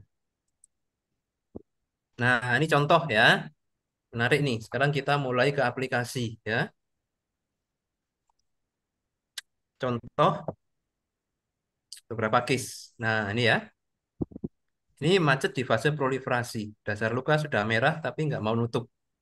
Kenapa? Karena tepi lukanya sakit nih, muncul kalus, membuat kulit baru atau epitelialisasi ini tidak berjalan, gitu ya. Terus yang kedua, contoh case ya, infeksi, membuat apa? Undermining gua, rongga yang masif, kadang sampai cukup dalam ya rongganya, hingga ke jaringan-jaringan yang jauh di bawah kulit. Nah, gitu ya. Sangat beresiko mengalami sepsis pasiennya jika tidak ditangani dengan tepat. Oke. Nah, ini kondisi luka diabetik dengan infeksi ya, warna jaringan kuning, eksudat banyak ya. Anda bisa lihat kulit sekitarnya merah sekali ya, inflamasi sekali ini ya. Oke, infeksinya memang seringkali tidak terkontrol pada luka-luka diabetik. Kemudian, nah terjadi di area risiko tinggi, dekat pembuluh darah, dekat arteri, dekat tulang, dekat tendon. Nah, oke. Kalau perawatannya tidak cekatan ya, rawan terjadi kerusakan yang lebih berat. Gitu ya. Tendonnya bisa rusak nih. Kalau tendonnya rusak, nggak bisa digerakkan dong ya, jari-jari kakinya. Kena tulang bisa infeksi, terjadi osteomielitis. Nah, berat juga penanganannya kalau sudah osteomielitis. Nah, itu ya yang sering terjadi ya pada luka diabetik terjadi di area resiko tinggi. Nah, ini contoh ya bagaimana perjalanan luka diabetik. Ini contoh pasien kami yang sudah divonis amputasi. Jadi di rumah sakit sudah ketok palu nih, harus antri di kamar operasi untuk potong kaki ya. Pasien menolak waktu itu dan mencari second opinion, ketemu dengan kita ya. Nah, kita lakukan perawatan pakai konsep timers namanya. Nanti kalau teman-teman ikut pelatihan ya, akan ketemu nih ya dengan konsep timers namanya. Nah, ini akan membantu kita ya, memanage jaringan. Mulai dari membuang jaringan mati ya, dari hitam nih kita bersihkan, debridement nih ya, mechanical dan autolysis ya. Ternyata setelah hitamnya kita bersihkan, ketemu kuning. Nah, sampai ke tulang habis nih. Oke, infeksi kuning berbau ya. Berarti kita selain debridement juga kontrol infeksi ya, antimikrobial. Nah, dengan demikian infeksi terkontrol ya, tidak ada jaringan mati, jaringan sehat mulai tumbuh nih, proliferasi. Oke, Anda bisa lihat granulasinya muncul bagus sekali ya. Kita rangsang terus pertumbuhan jaringannya ya, sampai akhirnya terjadi epitelialisasi. Itu dari tepi muncul kulit baru ya, yang nanti akan menutup lukanya secara sempurna. Itu ya. Nah, ini contoh luka-luka yang sudah sempat kena vonis amputasi, teman-teman ya. Ternyata masih ada harapan ya jika dirawat dengan konsep yang tepat, dirawat menggunakan balutan yang sesuai. Nah, kita lihat contoh aplikasi dressing pada kasus luka diabetes. Ini wanita usia 58 tahun dengan diabetik ya, datang ke kita jarinya sudah tinggal 2 nih. Yang 3 sudah hilang ya, entah itu dioperasi atau lepas sendiri ya.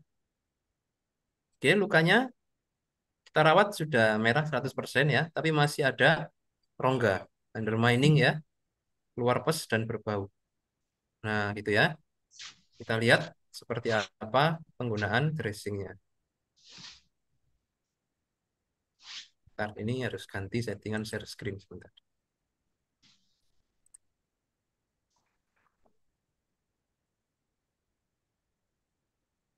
Ya, kita coba buka hyperlinknya ya, semoga bisa.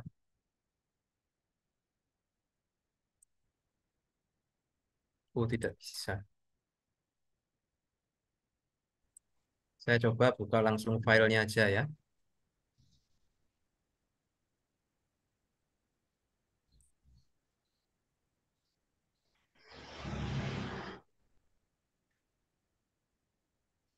Oke, saya share screen kembali. Nah, saya punya banyak koleksi video nih untuk teman-teman ya. Dressing. Nah, yang pertama adalah penggunaan hydrofiber. Nah, hydrofiber ya. Tadi 12. seperti alginat ya, bentuknya lembaran tipis, fungsinya menyerap eksudat, tapi dia mengandung silver. Nah, silvernya ini yang bagus untuk membunuh bakteri. Kita potong dia ke dalam bentuk yang kecil tapi panjang ya. Kenapa? Karena kita akan masukkan ke dalam rongga nih. Nah, bisa dilihat di situ ya, perlahan kita masukkan ke dalam rongga untuk mengatasi infeksi bakteri yang ada di bawah jaringan.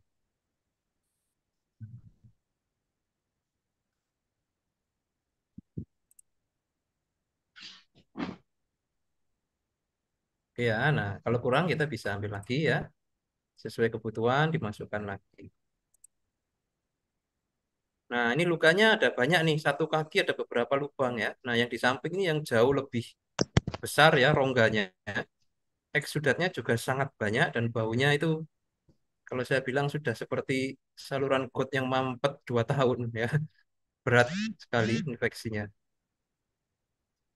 Nah, kita potong lagi hydrofiber yang mengandung silver.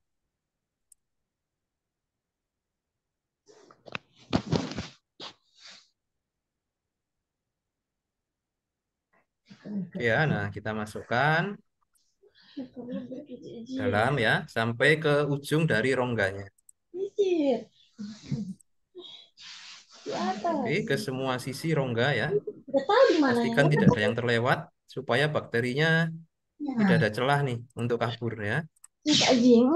Nah, keliling nih kita masukin silvernya ya ke segala sisi 8 penjuru mata angin ya.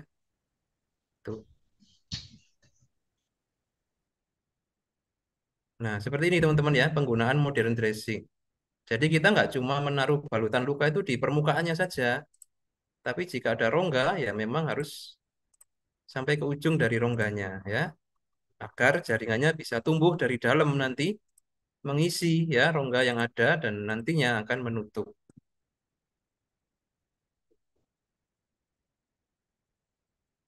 Nah, oke, seperti itu ya. Seperti inilah penerapan dressing ya yang digunakan dengan tepat oleh perawat yang sudah terlatih ya. Oke, berikutnya tadi di slide ya ada penggunaan ini ya, powder kadexomer iodine. Nah, Anda biar tahu nih, saya coba munculkan.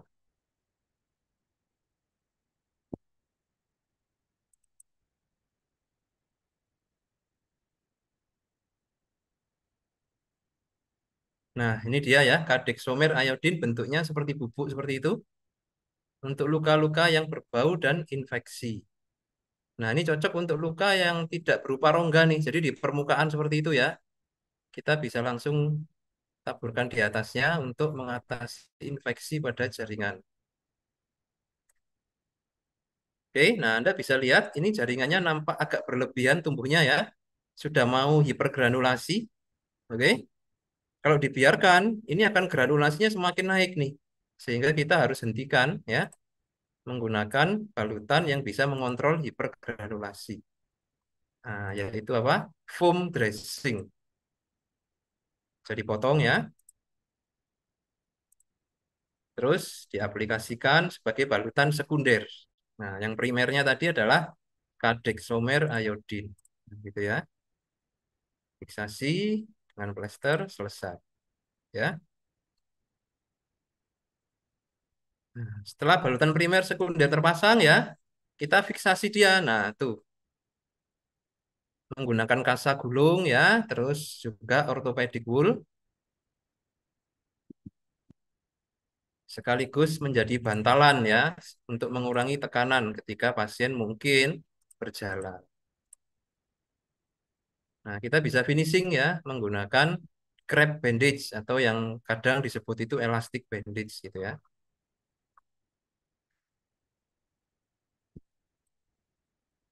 Oke, pasang dengan rapi, perlahan ya, dan usahakan finishingnya itu estetik ya teman-teman ya. Jadi nggak yang berhamburan ke sana kemari, terlihat nggak rapi gitu ya. Nah, seperti ini dengan isi dressing yang banyak tadi, terlihat lebih rapi, minimalis gitu ya.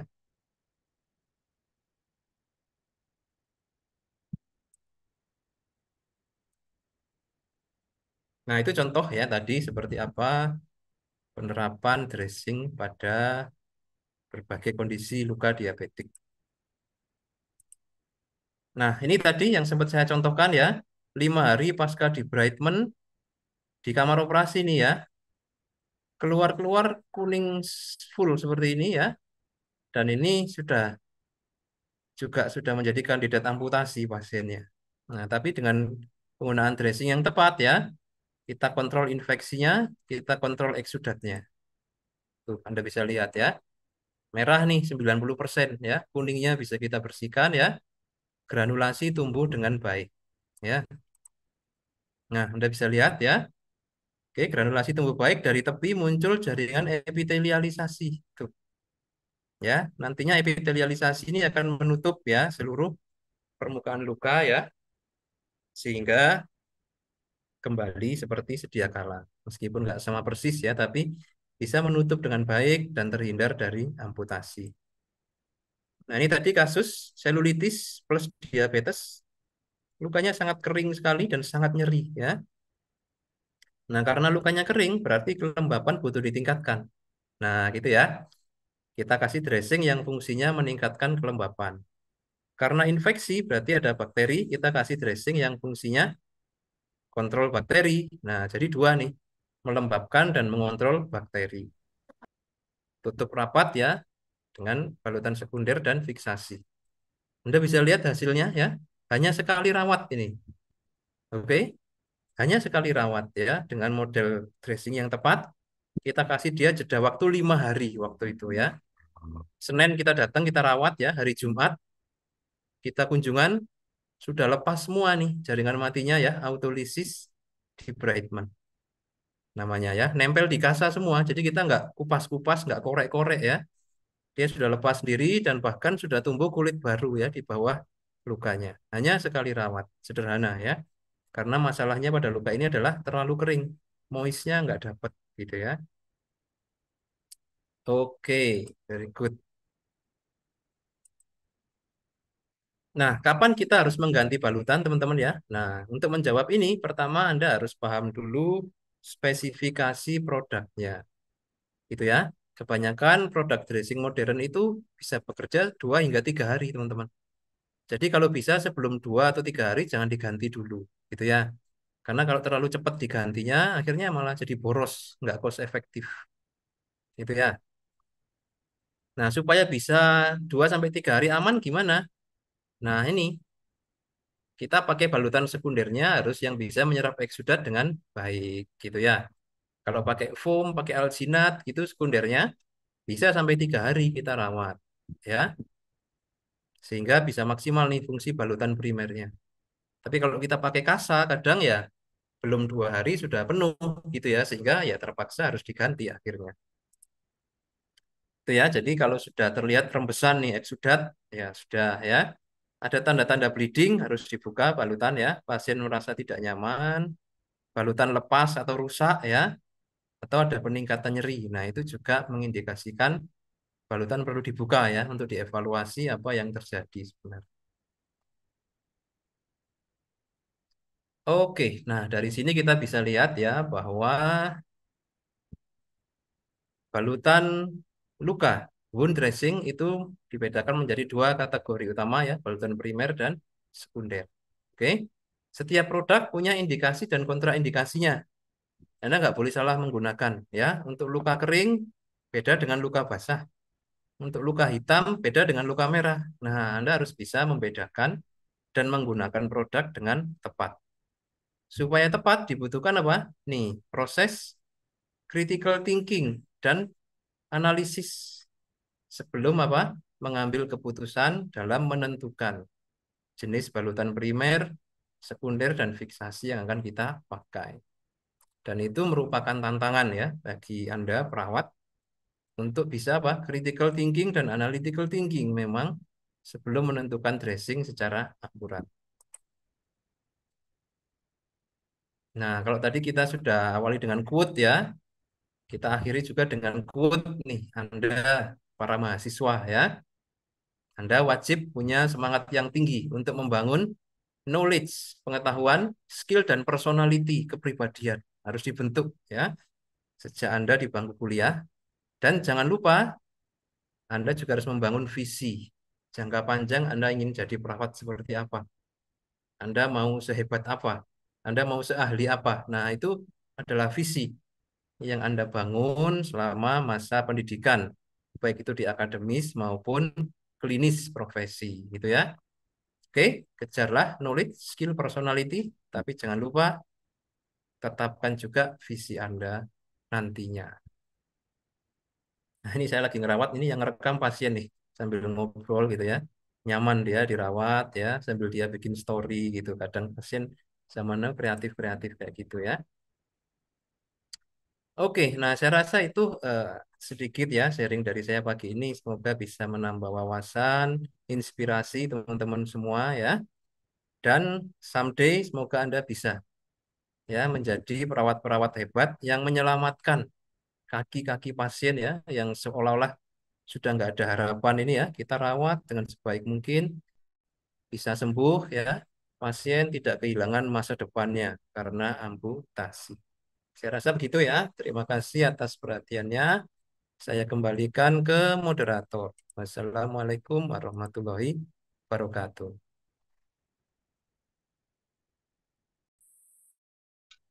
Waalaikumsalam warahmatullahi wabarakatuh.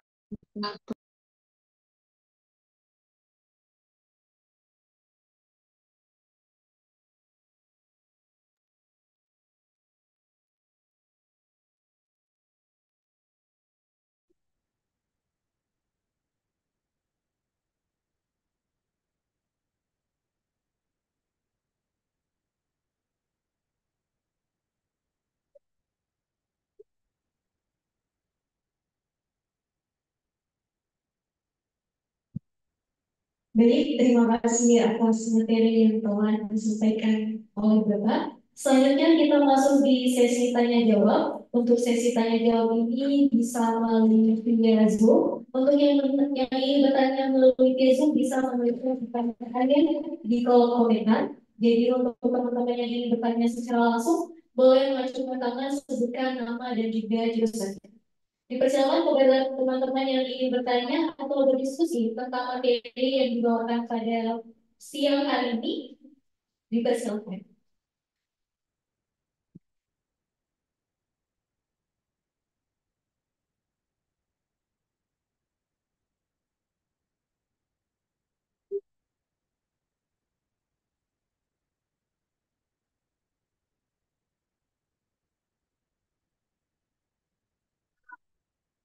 Baik, ini ada peserta dari ruangan secara langsung akan bertanya kepada mahasiswa atas nama Ina Dewi Jaya. Saya persilakan.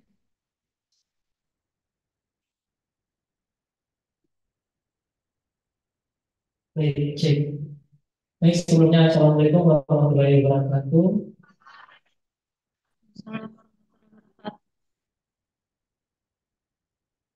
Semuanya terima kasih kepada moderator dan materi yang telah memberikan kesempatan kepada saya untuk memberikan pertanyaan.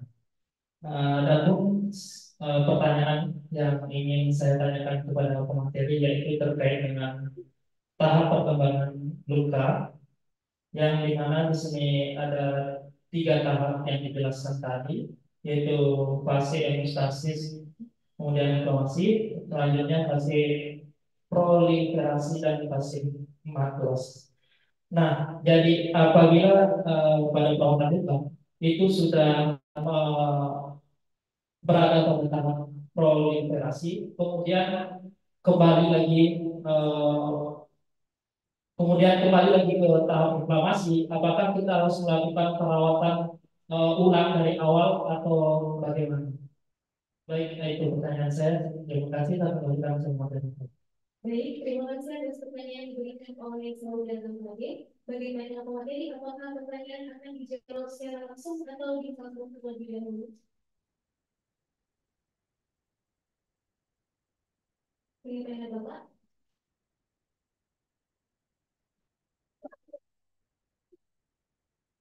Komisi Bapak Materi. Ini pertanyaannya mau dijawab secara langsung atau ditampung terlebih dahulu?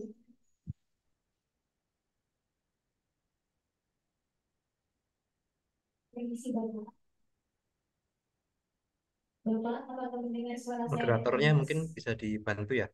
Suara mic-nya kok enggak keluar ya di Zoom-nya saya ya. Pertanyaannya mungkin bisa Tes. disampaikan atau diketikkan di chat gitu ya.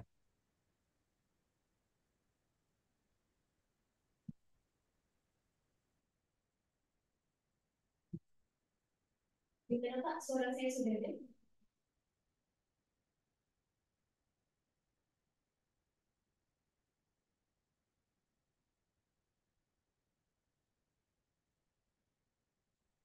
Permisi Bapak, bagaimana suara saya sudah terdengar?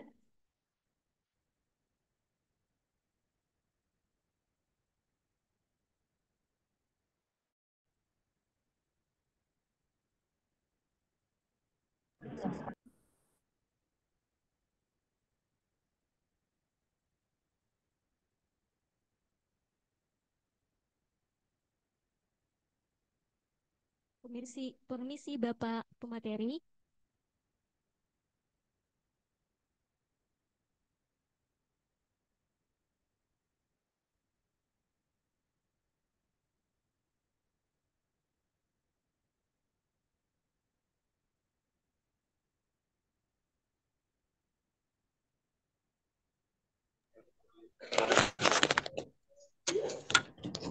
Permisi Bapak, apa suara saya terdengar?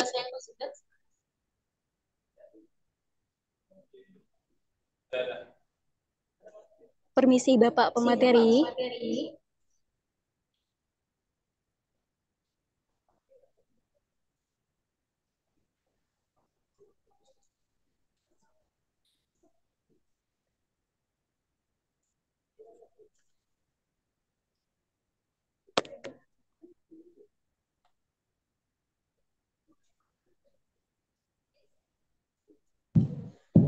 Permisi Pak Ahmad.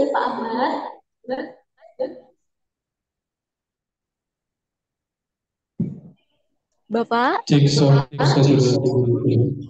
Mohon izin Bapak materi, apakah suara kami terdengar?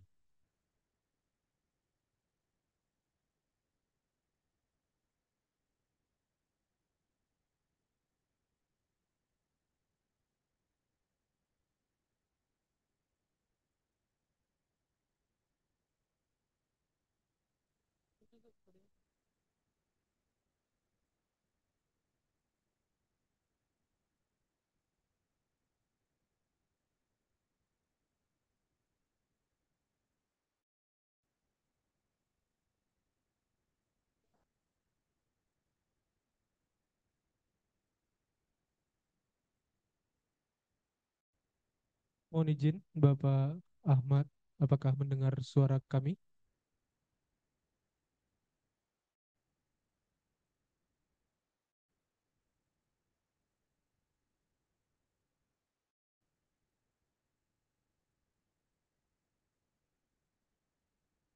Pak Ahmad, apakah suara kami terdengar, Pak? Cek sound. Terlalu kecil suaranya.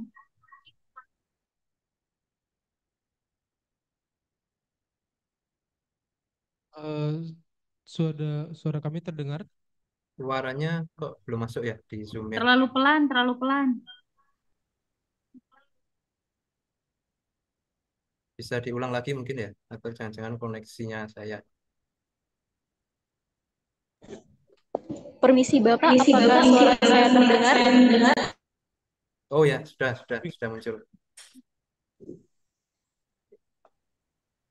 Mohon maaf Bapak, tadi pertanyaannya sudah didengar. Minta tolong diulang dong.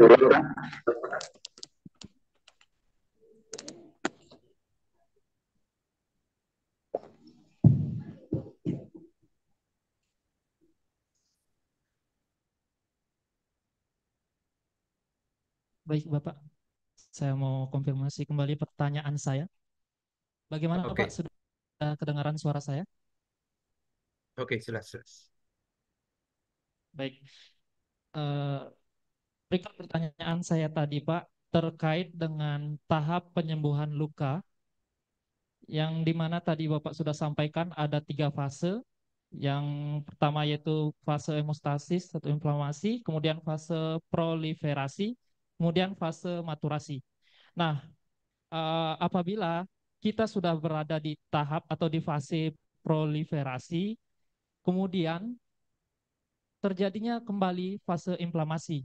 Nah, apakah kita harus melakukan perawatan kembali secara ulang atau bagaimana, Pak? Terima kasih. Oke, terima kasih. Pertanyaan yang baik sekali ya. Nah, jadi seperti yang sudah saya sampaikan di awal tadi ya, di slide yang membedakan perawatan luka konvensional dan modern tadi ya. Nah,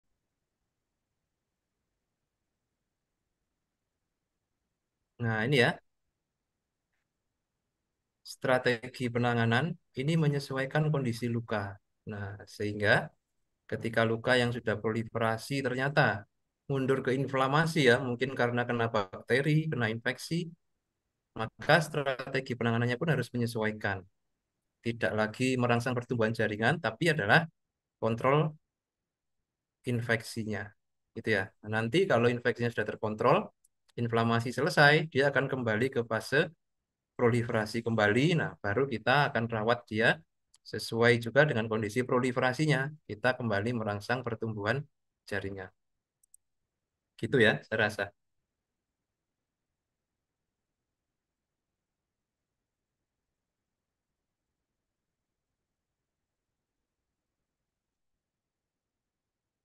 Oke, silakan jika ada pertanyaan lagi.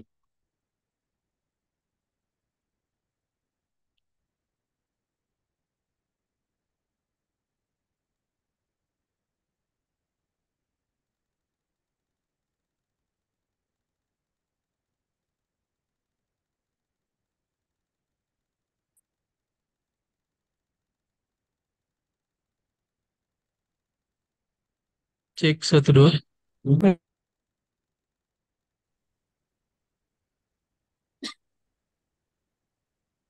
Keluar itu.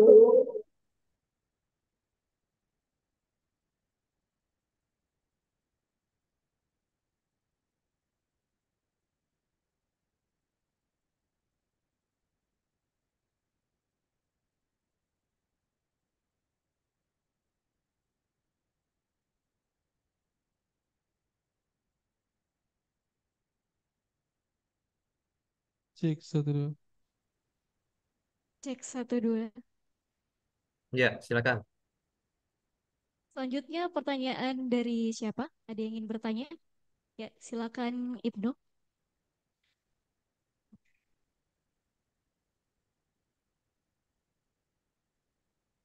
Baik, Assalamualaikum warahmatullahi wabarakatuh. Waalaikumsalam. Sebelumnya Bapak, apakah suara saya terdengar dengan jelas? Terdengar Oke, baik. jelas dan merdu. Selamat siang semuanya. Di sini perkenalkan nama saya Muhammad Ibnu Maja, saya dari Prodi S1 Keperawatan tingkat 3. Baik, berdasarkan tadi yang dipaparkan di materi atau paparnya sudah pertama, terdapat contoh atau jenis-jenis luka kronis seperti jenis luka bakar. Eh, apakah perawatan luka modern ini atau wound dressing ini efektif jika digunakan pada perawatan luka bakar? Dan apakah ada penelitian atau eh, hasil uji yang dilakukan sehingga ini bisa dilakukan?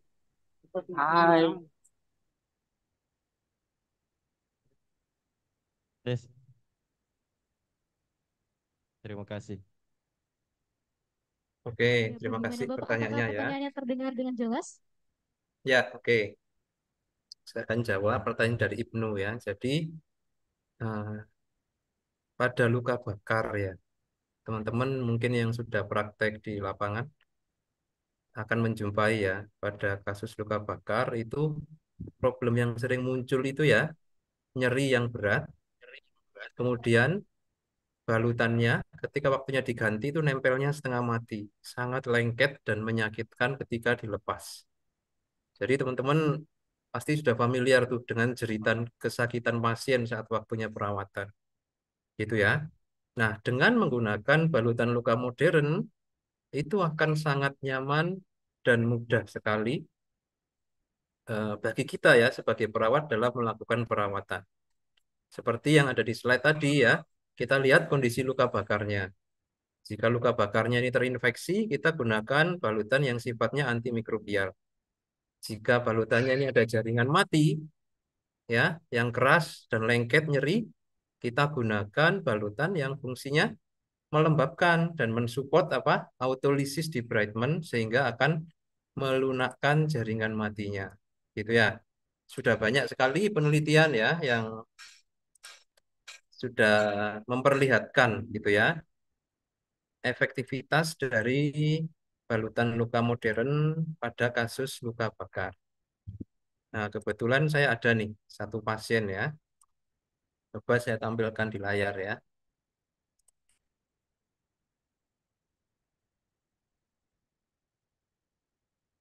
Nah, sudah muncul ya. Nih, kasusnya pasien kami luka bakar. Luka bakar, lansia, diabetes lagi. Nah, cukup complicated case-nya. Anda bisa lihat nih, tuh sebelum perawatan ya. Ini lukanya sudah 1 minggu baru dibawa ke kami. Ya, dalam waktu 1 minggu, jaringan matinya kuning, keras, dan sangat lengket. Nyerinya luar biasa ini ya pasien. Jadi baru disentuh pakai pinset aja sudah teriak kesakitan. Jadi nggak mungkin kita gunting-gunting jaringan matinya. Sehingga satu-satunya opsi kami adalah ini harus kita lembabkan secara maksimal sekaligus dikasih antibakteri karena kuning. Ya, kuning ini menandakan infeksi sebelum perawatan ya. Nah, seiring berjalannya waktu, nah Anda bisa lihat nih, kita kasih dia zinc cream plus hidrogel. Nah, itu ya. Zinc cream plus hidrogel punya efek meningkatkan kelembapan ya. Hidrogelnya memberikan sensasi dingin juga. Nah, Anda bisa lihat tuh, kita nggak gunting-gunting ya, hanya pakai pinset aja untuk membantu ini melepaskan jaringan mati yang sebenarnya sudah lepas sih. Nah, tidak ada pendarahan sama sekali ya yang terjadi meskipun dia itu kering dan lengket ya.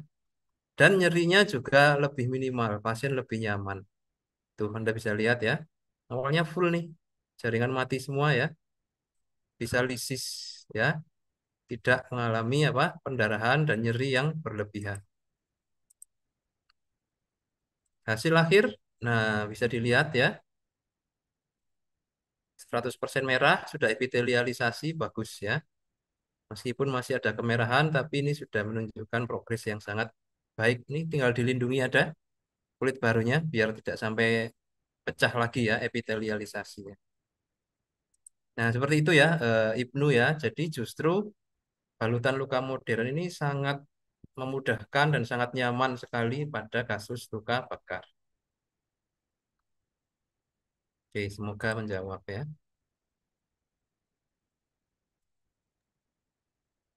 Baik, terima kasih atas jawaban dan penjelasan yang telah pemateri berikan. Bagaimana saudara penanya itu apakah sudah jelas dengan jawabannya? Ya, baik, terima kasih. Selanjutnya diharapkan kepada teman-teman audiens yang ingin bertanya, dipersilakan. Moderator izin bertanya. Iya, silakan. Terima kasih moderator untuk waktunya yang diberikan kepada saya. Sebelumnya perkenalkan nama saya Galang Safari Yahya. Saya berasal dari Prodi S1 Keperawatan tingkat 2. Mohon izin Bapak, saya ingin bertanya, Bapak, saya pernah mendapatkan kasus, mungkin ini sudah viral, terdapat luka pada penis yang dia itu ada belatungnya Bapak, dan dia bersifatnya basah.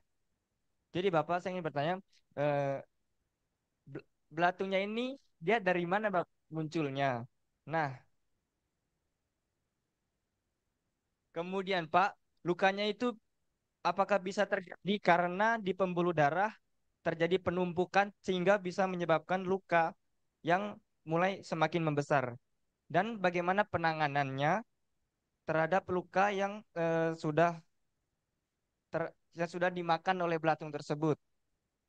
Apakah dia bersifat perawatan luka kering atau perawatan luka basah. Karena tadi Bapak menjelaskan ketika luka basah itu dia harus memiliki perawatan yang kering. Nah, sehingga nah, di sini kan ini kasusnya dia basah, tetapi dia sudah dimakan belatung-belatung begitu, Pak. Jadi sudah banyak begitu dan dimakan. Oke, sekian dari saya. Assalamualaikum warahmatullahi wabarakatuh.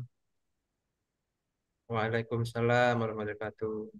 Baik, terima kasih atas pertanyaan yang diberikan oleh Galang. Saya serahkan kepada narasumber untuk menjawab pertanyaan tersebut. Silakan, Bapak. Ya, nah contoh kasus seperti itu,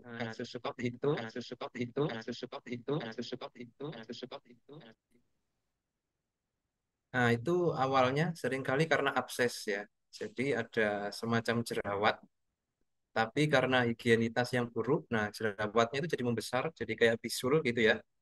Dan akhirnya pesnya itu berkantong terakumulasi di dalam jaringan, gitu ya. Nah, dari mana muncul belatungnya? Itu ya tidak lain karena memang ada lalat ya yang sempat hinggap bertelur di situ gitu loh. Nah, jadi biasanya ini karena balutannya yang tidak ditutup atau menutupnya itu nggak rapat ya, sehingga akhirnya menjadi tempat perkembangbiakan lalat. Dan memang telur lalat suka sekali dengan jaringan mati, teman-teman ya.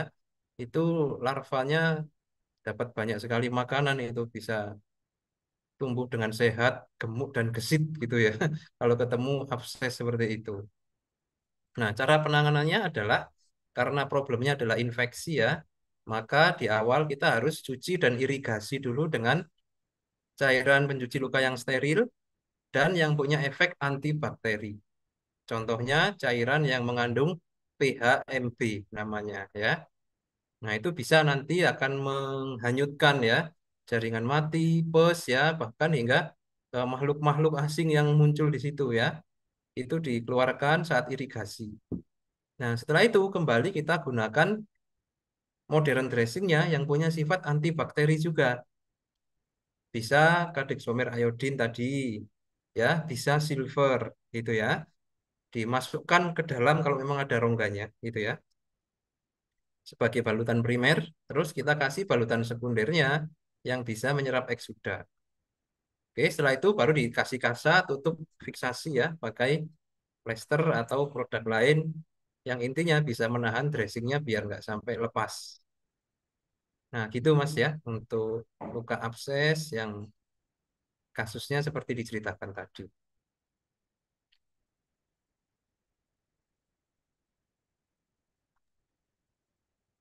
Baik, terima kasih atas penjelasan yang diberikan oleh narasumber. Bagaimana dengan saudara penanya? Apakah jawabannya sudah jelas?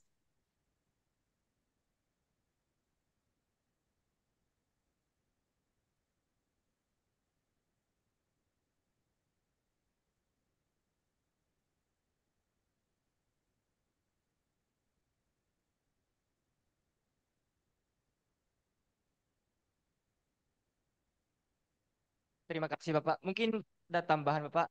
Soalnya ada di benang pikiran saya nih Bapak. Gimana? Kalau misalkan Bapak, apakah itu kan apa namanya? Apakah dia bisa menutup dengan sempurna Bapak atau memang dia apa akan terjadi kiloid kayak timbulnya menumpang gitu Pak, yang daging besar begitu. Apa kan namanya? Oh, Oke, kiloid kah? Iya itu. oke. Keloid Bapak. Ya. Ya, bagaimana? Terima kasih Bapak. Baik, silakan Bapak. Oke. Nah, kalau dirawat dengan baik ya dan sembuh sesuai skenario, itu kurang lebih nanti akan seperti ini yang ada di slide nih. Coba ya, saya tampilkan.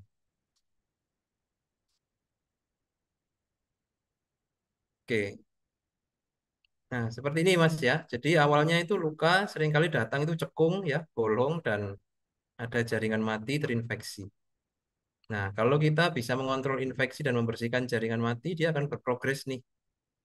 Oke, warna kuning, hitam itu akan hilang ya diganti merah. Oke, kalau sudah merah, ini namanya granulasi ya, dia akan naik terus granulasinya. Dan dari tepi muncul kulit baru, epitelialisasi. Nah, itu ya. Lama-lama granulasi akan mengisi rongganya ya, dan epitelialisasi menutup nih permukaan lukanya. Nah, seperti ini situasi atau skenario lah ya, ideal untuk luka-luka yang bolong-bolong itu ya, seperti ini jalannya. Nah, apakah akan terjadi keloid? Spesifik untuk keloid itu sifatnya genetik. Jadi orang memang punya bawaan ya. Kalau luka itu gampang menonjol. Nah, itu kadang memang nggak bisa dicegah atau nggak bisa dihindari. Sehingga untuk pasien-pasien yang memang setelah Anda anamnesa gitu ya, ada riwayat keloid, maka perawatannya Anda harus lebih halus, nggak boleh sampai berdarah-darah ya, karena kalau berdarah-darah itu resiko keloidnya nanti itu akan semakin besar. Istilahnya itu kita harus lebih soft ya dalam merawatnya. Nah, itu nanti akan membantu mengurangi resiko munculnya keloid. Gitu ya. Nah, tapi kalau keloid tetap muncul juga, nah berarti kita harus kolaborasi dengan dokter spesialis kulit. Nanti mereka yang akan memberikan treatment pada keloidnya. Karena keloid itu terbentuk setelah lukanya itu menutup, setelah fase maturasi berjalan, baru keloid itu jadi. Sehingga kita nggak banyak intervensi di situ, lebih baik kolaborasi dengan dokter spesialis kulit. Gitu ya. Pertanyaan yang bagus sekali dan semoga memberikan jawabannya.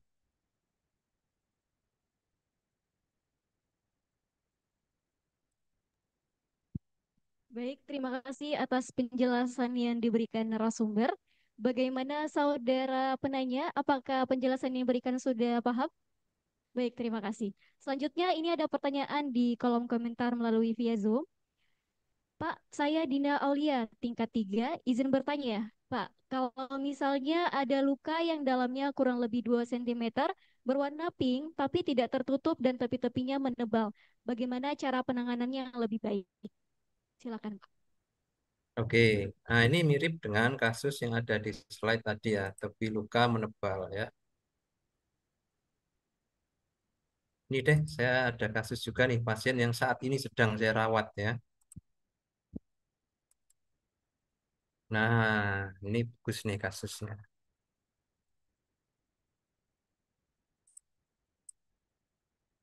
Oke, sudah muncul ya di layar. Ini awal kondisi. Nekrotik hitam keras sekali ya, sangat kering. Tepi luka tebal sekali dan keras banget.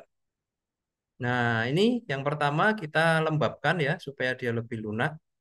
Setelah itu kita debridement secara mekanikal ya. Kita gunting jaringan ya, kita pakai bisturi ya. Nah, kemudian lukanya sudah merah. Oke. Nah, tapi tepinya masih kering nih. Nah, oke. Supaya bisa menutup luka dari tepi, maka tepinya ini kita harus rawat ya, teman-teman. Kita harus lunakkan juga dengan kelembapan yang baik. Setelah itu, kita tipiskan kalusnya atau jaringan yang kerasnya ini menggunakan bisturi juga ya. Ditipiskan jaringan kalus yang mengeras ini sampai kita ketemu dengan jaringan yang normal, yang masih elastis seperti kulit normal.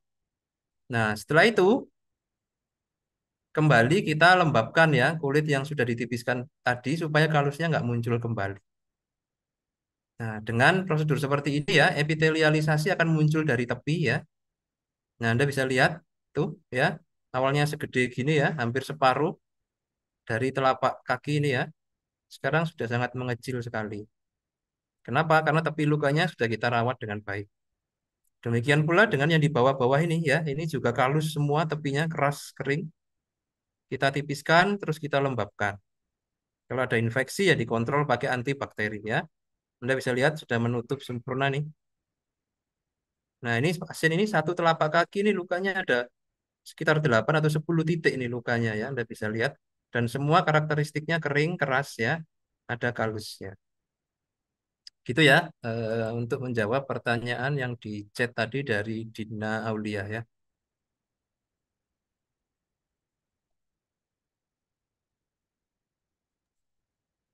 Baik, terima kasih atas penjelasan yang diberikan oleh moderator, oleh narasumber. Semoga jawaban ini bisa memberi penjelasan kepada penanya yang berada di via Zoom. Selanjutnya masih ada pertanyaan dari Saudara Made. Kepada Saudara Made, dipersilakan.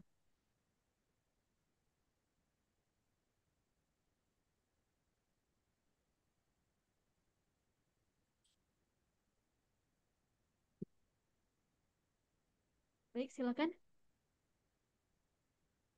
Baik, Bapak, saya izin bertanya lagi atas nama Made Dwi. Ini pertanyaan kedua saya. Ah,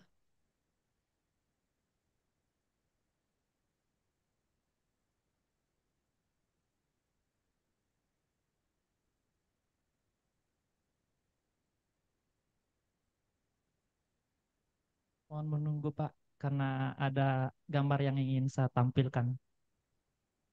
Oke, oke.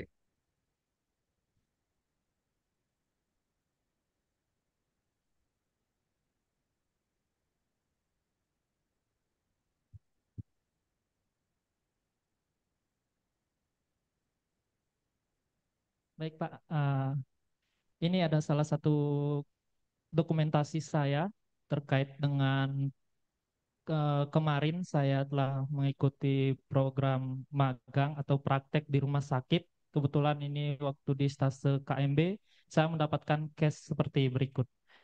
Nah, pada luka dekubitus ini, Pak, sebelumnya luka ini memiliki rongga dan dilakukan operasi. Nah, setelah dilakukan operasi, keesokannya kami kembali melakukan pembersihan luka dan kami menemui hal seperti berikut. Dan saya memiliki asumsi bahwa itu hanya sekedar handscoon yang diisi untuk menutupi rongganya. Nah, ini saya ingin tanyakan dengan Bapak, apakah bahan yang diisi itu sama halnya seperti bahan yang seperti ada di video Bapak tadi, seperti hydrofiber yang di video Bapak tadi yang Bapak tampilkan, ataukah ini merupakan bahan yang berbeda namun memiliki fungsi yang sama? Baik, itu pertanyaan dari saya, Pak. Terima kasih. Baik, terima kasih Oke. atas pertanyaan yang diberikan oleh Saudara Made. Langsung saja saya serahkan kepada narasumber untuk menjawab pertanyaan dari Saudara Made. Silakan. Ya, nah ini kita juga pernah jumpai ya kondisi seperti ini. Sebenarnya ini adalah pendekatan ya bisa dibilang metode lama yang secara teori sebenarnya sudah tidak relevan lagi, gitu ya. Jadi ketika suatu luka itu ada rongga, itu nggak boleh diisi handscoon ya atau sarung tangan kayak tadi. Kenapa? Karena handscoon atau sarung tangan seperti tadi itu tidak membawa efek fisiologis apa-apa ke dasar luka, malah dia menjadi benda asing di situ ya, yang bisa menimbulkan respon inflamasi. Oke, jadi bisa bikin inflamasinya memanjang. Idealnya ya, kalau ada luka yang berongga seperti itu, jangan diisi oleh handscoon seperti tadi ya, tapi diisi dengan balutan primer yang sesuai dengan karakteristik dasar luka dan mengatasi masalah yang ada pada dasar lukanya, gitu ya. Contoh seperti tadi, misalkan dasar luka sudah merah, waktunya dia tumbuh gitu ya.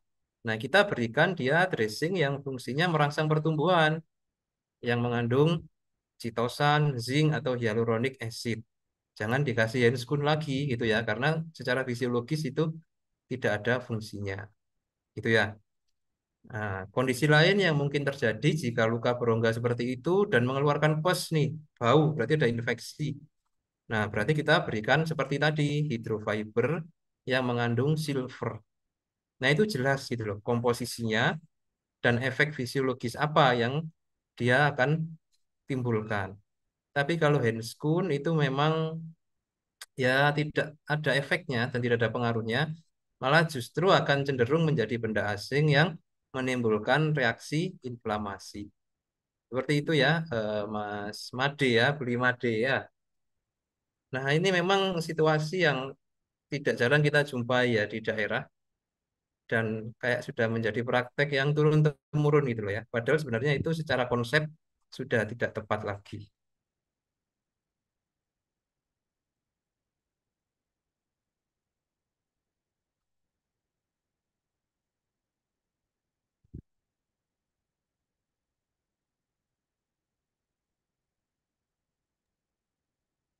Baik, itulah. Baik, terima kasih Bapak atas jawaban yang telah diberikan. Bagaimana Saudara Imade, apakah sudah jelas dengan jawabannya?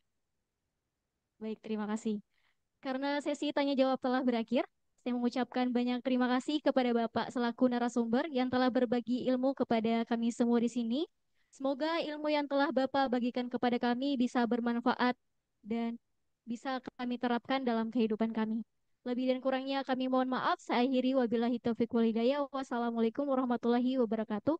Saya kembalikan kepada MC.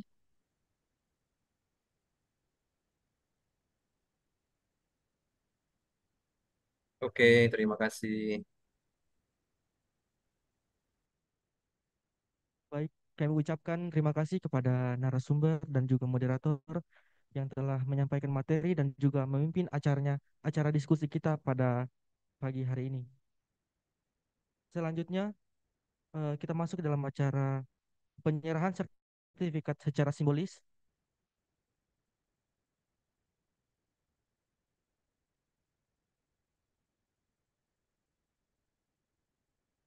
Penyerahan sertifikat akan diserahkan secara simbolis.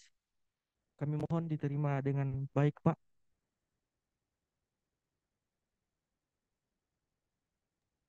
Oke, Alhamdulillah, terima kasih sekali atas sertifikat yang disampaikan. Dan Oke, besar baik. harapan saya, Kita masuk sesi pada kali ini acara bisa yang bermanfaat untuk ke-6. semua.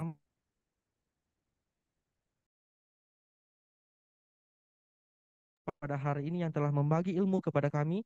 Semoga ilmu yang disampaikan tadi dapat bermanfaat ke depan dan dapat kami implementasikan. Kegiatan kuliah pakar dengan tema penerapan modern dressing terhadap perubahan kondisi luka ulkus diabetikus pada pasien diabetes tipe 2 telah selesai dilaksanakan.